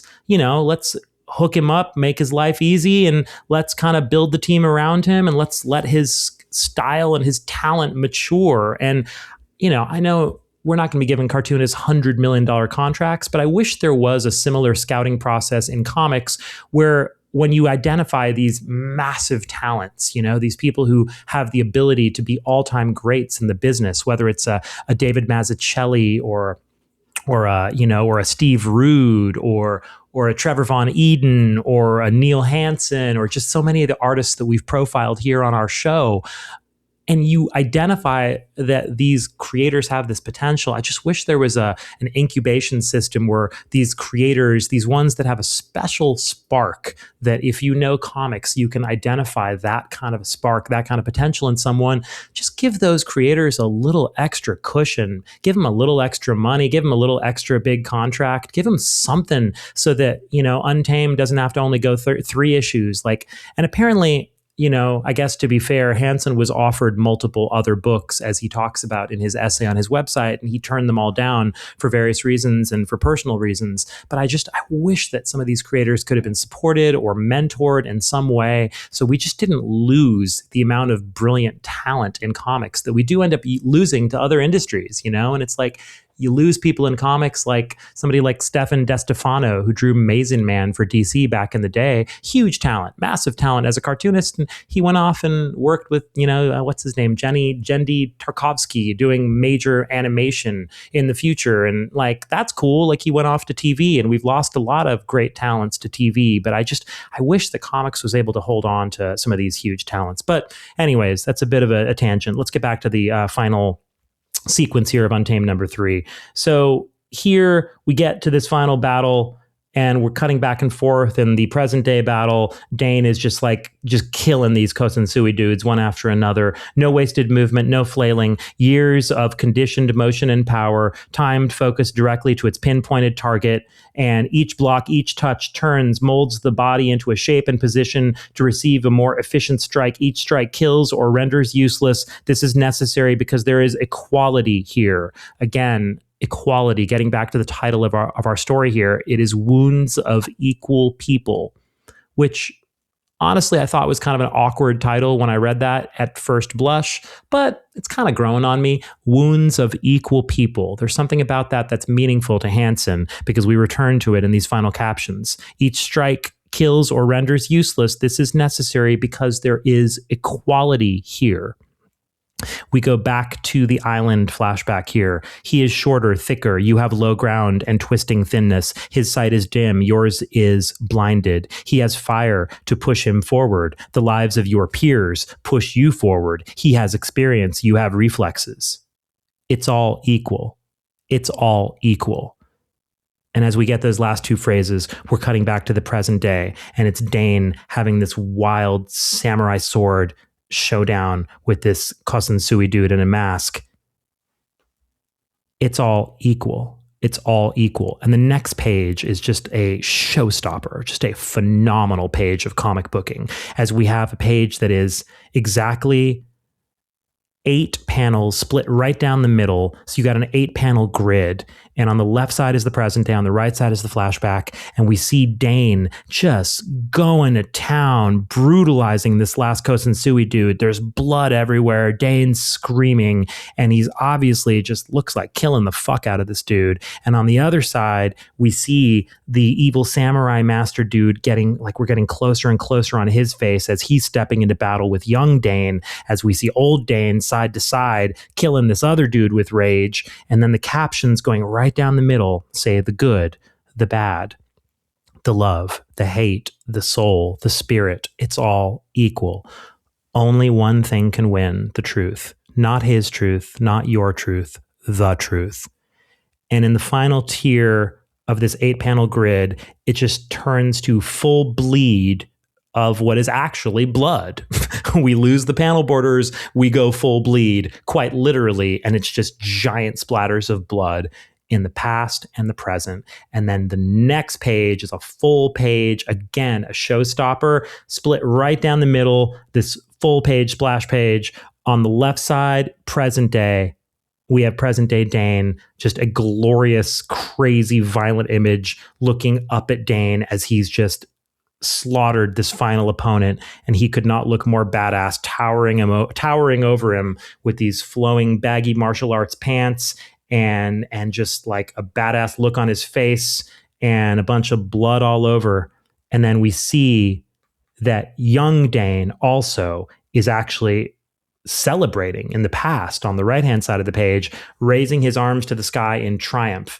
And the panel, side by side, the juxtaposition of these two panels is really striking. And then the caption is the same, though. It says, the truth on both sides. And it's interesting to note how Hansen chose to do the present day on the left and the past on the right, because typically you would have that the other way. Obviously, you'd have the past on the left and the present on the right, because that would be chronologically the way that we think of the arrow of time as going left to right. So it's interesting that he reverses that. I'm not sure why he made the choice to reverse that, but it's clearly an intentional choice. And here we just have a fantastic juxtaposition between the way that Dane celebrates the death of his teacher and the way he slayed his teacher in the past. But in the present day, he's not celebrating. In the present day, he looks quite grim. Like I was describing it as badass because it looks that way. But it also is pointedly not a celebration that he's killed his foe in the present day. And in the past, for the young Dane, he was crying out and celebrating, it looks like. And now we snap back into regular time, and we have, in the present day, we hear Griffin saying, "Christ, Danny boy, I didn't think anyone was that good." And we snap out of all this kind of more poetic, ephemeral time we've been in, like, with Dane's perspective, basically. We snap back to the present day, the harsh reality, and we see Griffin's holding a gun on this woman, Madame What's-Her-Name, the Kosansui boss, and Dane, all bloody, says, don't shoot her, Griffin." Griffin says, like, squiggly line, comic book curse symbol, fuck, shit, whatever he says. "She won't be a day in the brig, and you know it. There's too many strings. We have to try, Griffin. She can't rebuild here. We've taken her key people. We can trace others through them. Not good enough. She'll set up somewhere else, and we'll see her again. Wink on it."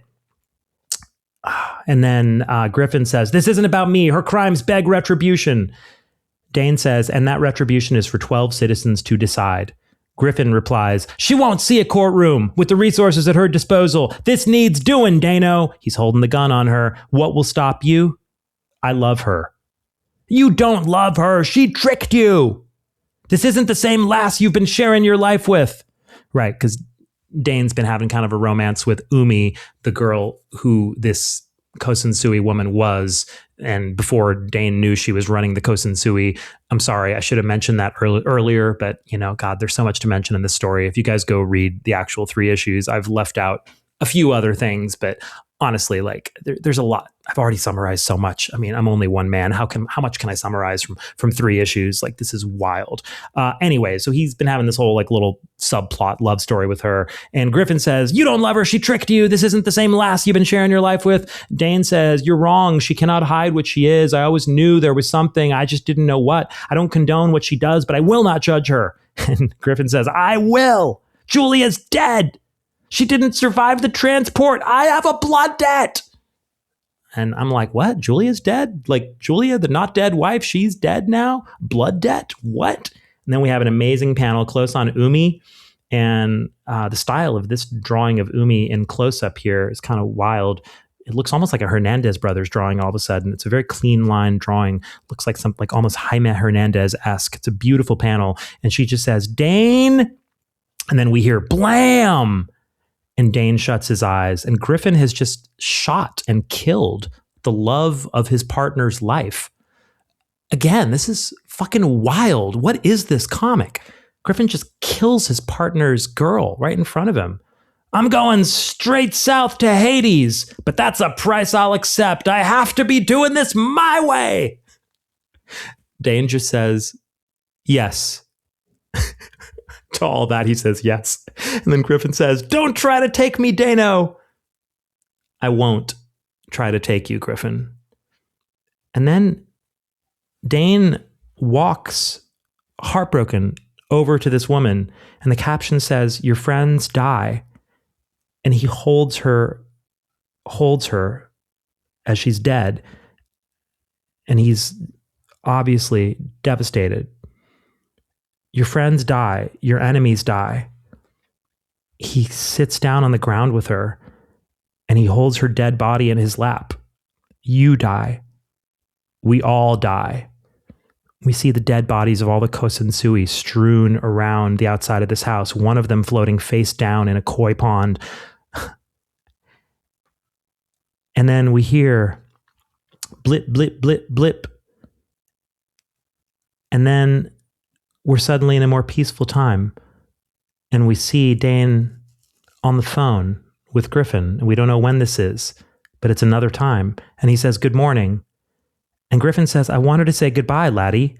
And Dane somehow impossibly looks happy to hear from Griffin. I don't know how much time this has been, but I mean, dude killed your lady, basically. But amazingly, Dane is smiling really wide, seemingly genuinely to hear from his buddy. And he's talking on a phone that looks like a pipe. I don't know what's going on here, but he says, Griffin, hello. And Griffin says, you're a tricky one, bucko. Didn't think your kind were made. And Griffin's calling from some wild, futuristic-looking payphone. And Dane says, how so? And Griffin says, you look hard, you talk hard, you don't spew your emotions into people's faces, so they think you don't have any. But I'm thinking you likely have more than most. There's iron in your blood. And Dane says, don't do this, Griffin. You could do a lot of good now. Could be, Buck. But I can't live with me devils long enough to find out. I've lived one so fast and hard that I wore out the parts early. This is the only way I'll find me peace. I'm feeling peace now. And Dane he's busy watering his plants in his kind of like Zen-looking garden. And Dane just is resigned to what's about to happen. Apparently he knows. And he says to Griffin, say hi to Julia. And Griffin says, aye. And I'm hoping not to see you for a long, long time, brother. He hangs up the phone, and we have our final panels in this series. And we see on the left side, Dane at his beautiful outdoor Zen-looking patio with plants and beauty all around him. He goes and he picks a flower. Looks like it could be I don't know if it's a protea or what it is. It's a beautiful looking flower. And he picks it, and he says, the caption says, we all die. And as we see on the right side of the panels, we see Griffin over at the beach. After hanging up the phone, he walks out into the ocean, and it's a beautiful panel. And in the next panel, he disappears into the tide. He's literally walking into the sea, and we see birds flying above him, water splashing, beautiful looking panels, almost like Mobius-esque, with just kind of surreal looking coloring on the water and the sky and the beach. And we see Dane sitting out in his patio with birds also flying all around him and plants and just beauty all around him. And as his partner commits suicide. And it says, we all die, but before we die, we get a chance to build a life. And that's the end of Untamed, folks. Our main character, the cop, Griffin Palmer with the fake Irish brogue, the one who chomps up eyeballs and pretends to kill his wife and kills his dog and goes and kills his partner's lady. Well, then what does he do? He walks into the ocean and commits suicide. I mean, yeah, comics, kids. This is fun, folks. And then we get another final back cover illustration, another really evocative, beautiful drawing by Hansen of Griffin lighting a cigarette with some kind of like steampunky looking sort of pipes and stuff behind him in the background, and some cool lighting on his face as he lights a cigarette. And the quote right below says, "The weakest honest man is stronger than the strongest dishonest man." Anonymous. So yeah, that's the final thought that Neil Hansen wants to leave us with. And I gotta say, Untamed is just a gloriously entertaining and worthwhile 3 issues of comic books. And it is just really, it is a thing to experience. I mean, I've tried to give you guys some sense of just how bizarre this thing is, but man, like I said, I had to leave out quite a lot of the wildness and violence and insanity. So please, I would urge everyone to go track down these single issues. Obviously, it was never collected. This is a highly obscure comic, and I think I can understand why it is on some level, but it really should not be, because it's a very, very worthwhile and just stunningly strange piece of work. And you can find all the single issues for a few bucks each, probably for less than $10. You can buy all 3 of the floppies and read this thing. It's very worth seeking out. And Neil Hansen is somebody I wish to goodness that we saw more of in the comic business. For anyone who's curious, though, he does have an account over on comicartfans.com. You can find a bunch of his original art for sale, including the cover art to, I believe, at least the first 2 issues of Untamed. And maybe to close out this episode, let me just read you Neil's own description of the cover art for Untamed #1, which you can buy right now if you are interested. And I believe he's selling it. I think it was like something like $3,500, which I believe is actually a steal for a really amazing cover. Let me just read what Neil says about the work here, because he kind of comments on the series as a whole also. He says, "This is the cover to Untamed #1. The character Griffin was one of 2 main characters, and he was a bad cop," in quotes, in this futuristic crime story. "Note, when inventing this character, I wanted to give him a little more bling. I had the brainstorm of adding stuff to his beard, so I twisted in some jewelry, fish hooks, anything to make it a little interesting. I'd never seen anyone put items/jewelry into beards before, so it was an original idea. Did I invent it? I don't know. Probably someone somewhere had already done it before me, just saying."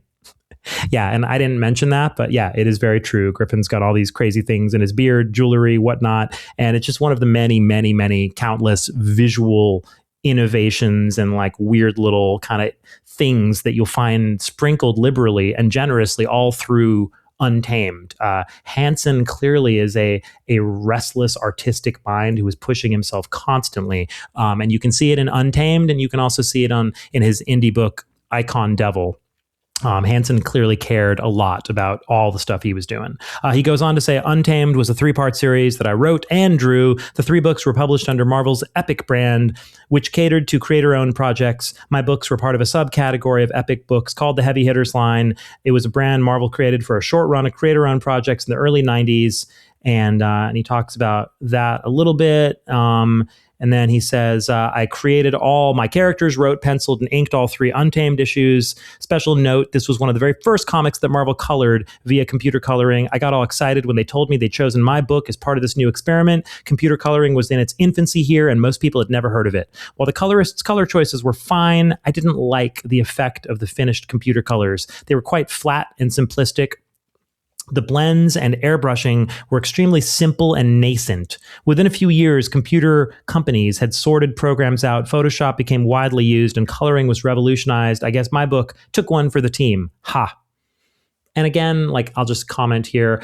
I don't think the coloring's that bad at all. Certainly not compared to many, many of the comics that were part of the first wave of computer coloring. I did not find it distractingly bad. Just confusing at times more so. But again, I'm not Neil Hansen. I'm not the artist. I did not have the vision that Neil Hansen did. I'm quite sure Neil Hansen, if he had control, could have made the colors look even better. But just to a layperson looking at the book from the outside, I don't think the coloring was a grievous problem with the book. In fact, I think a lot of the coloring really pops, and you can see for yourself here in this video how a lot of these images are very, very striking, and the coloring is, I think, part of that in many cases.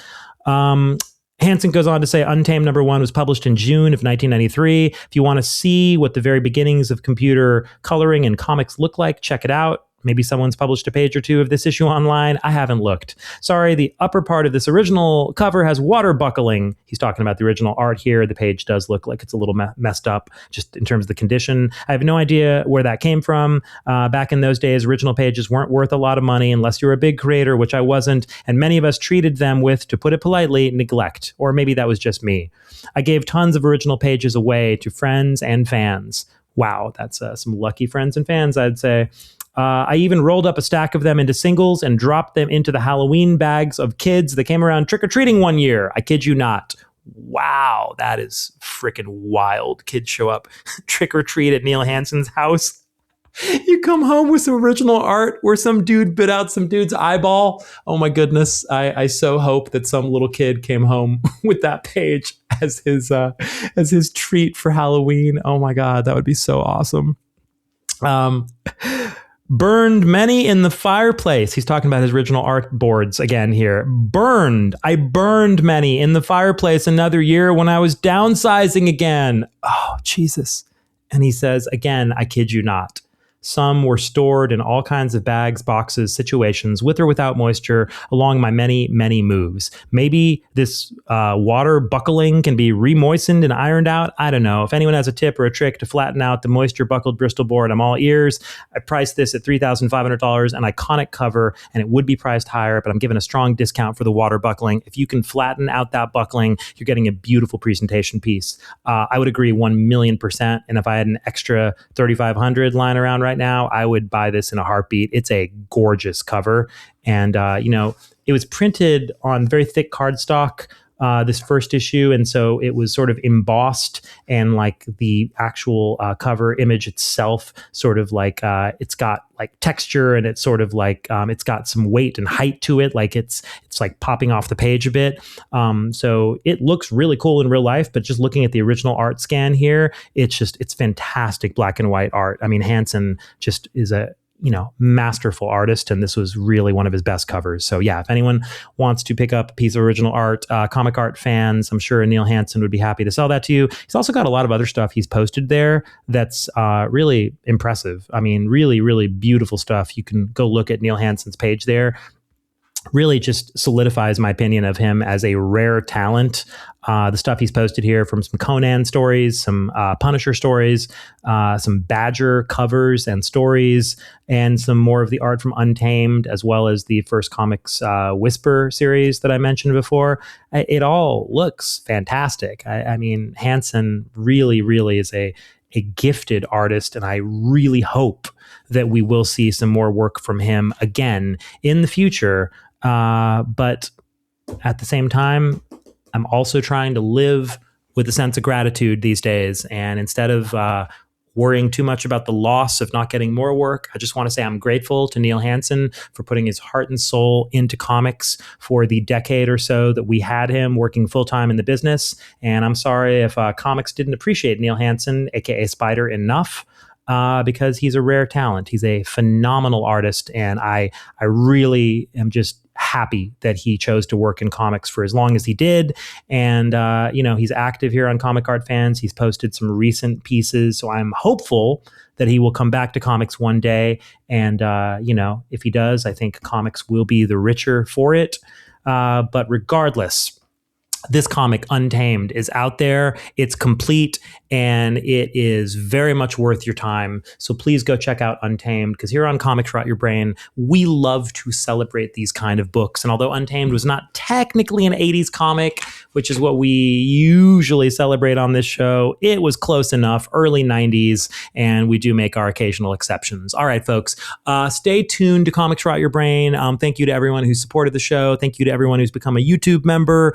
And And we're going to be revamping and adding a lot more bonus episodes. I think right now we have 3 or 4 bonus episodes for members. We're going to have a lot more soon, and we're going to be doing some very cool stuff later this year that Chris and I are super excited about. And we have been posting a bit more sporadically than we would like thus far this year, because both Chris and I have been just buried in work at our day jobs. But we are very committed to getting more episodes here on the channel, including a couple of super exciting interviews that we have on deck that we're going to be doing with 2 legendary people from the 1980s that I think you guys are going to be super hyped to see getting the old CRYB interview treatment on our channel. So stay tuned for that. And in the meantime, thank you for listening to this breakdown of Untamed by the amazing Neil Hansen. And just remember, folks, there's nothing like 80s comics. And please comment in the chat.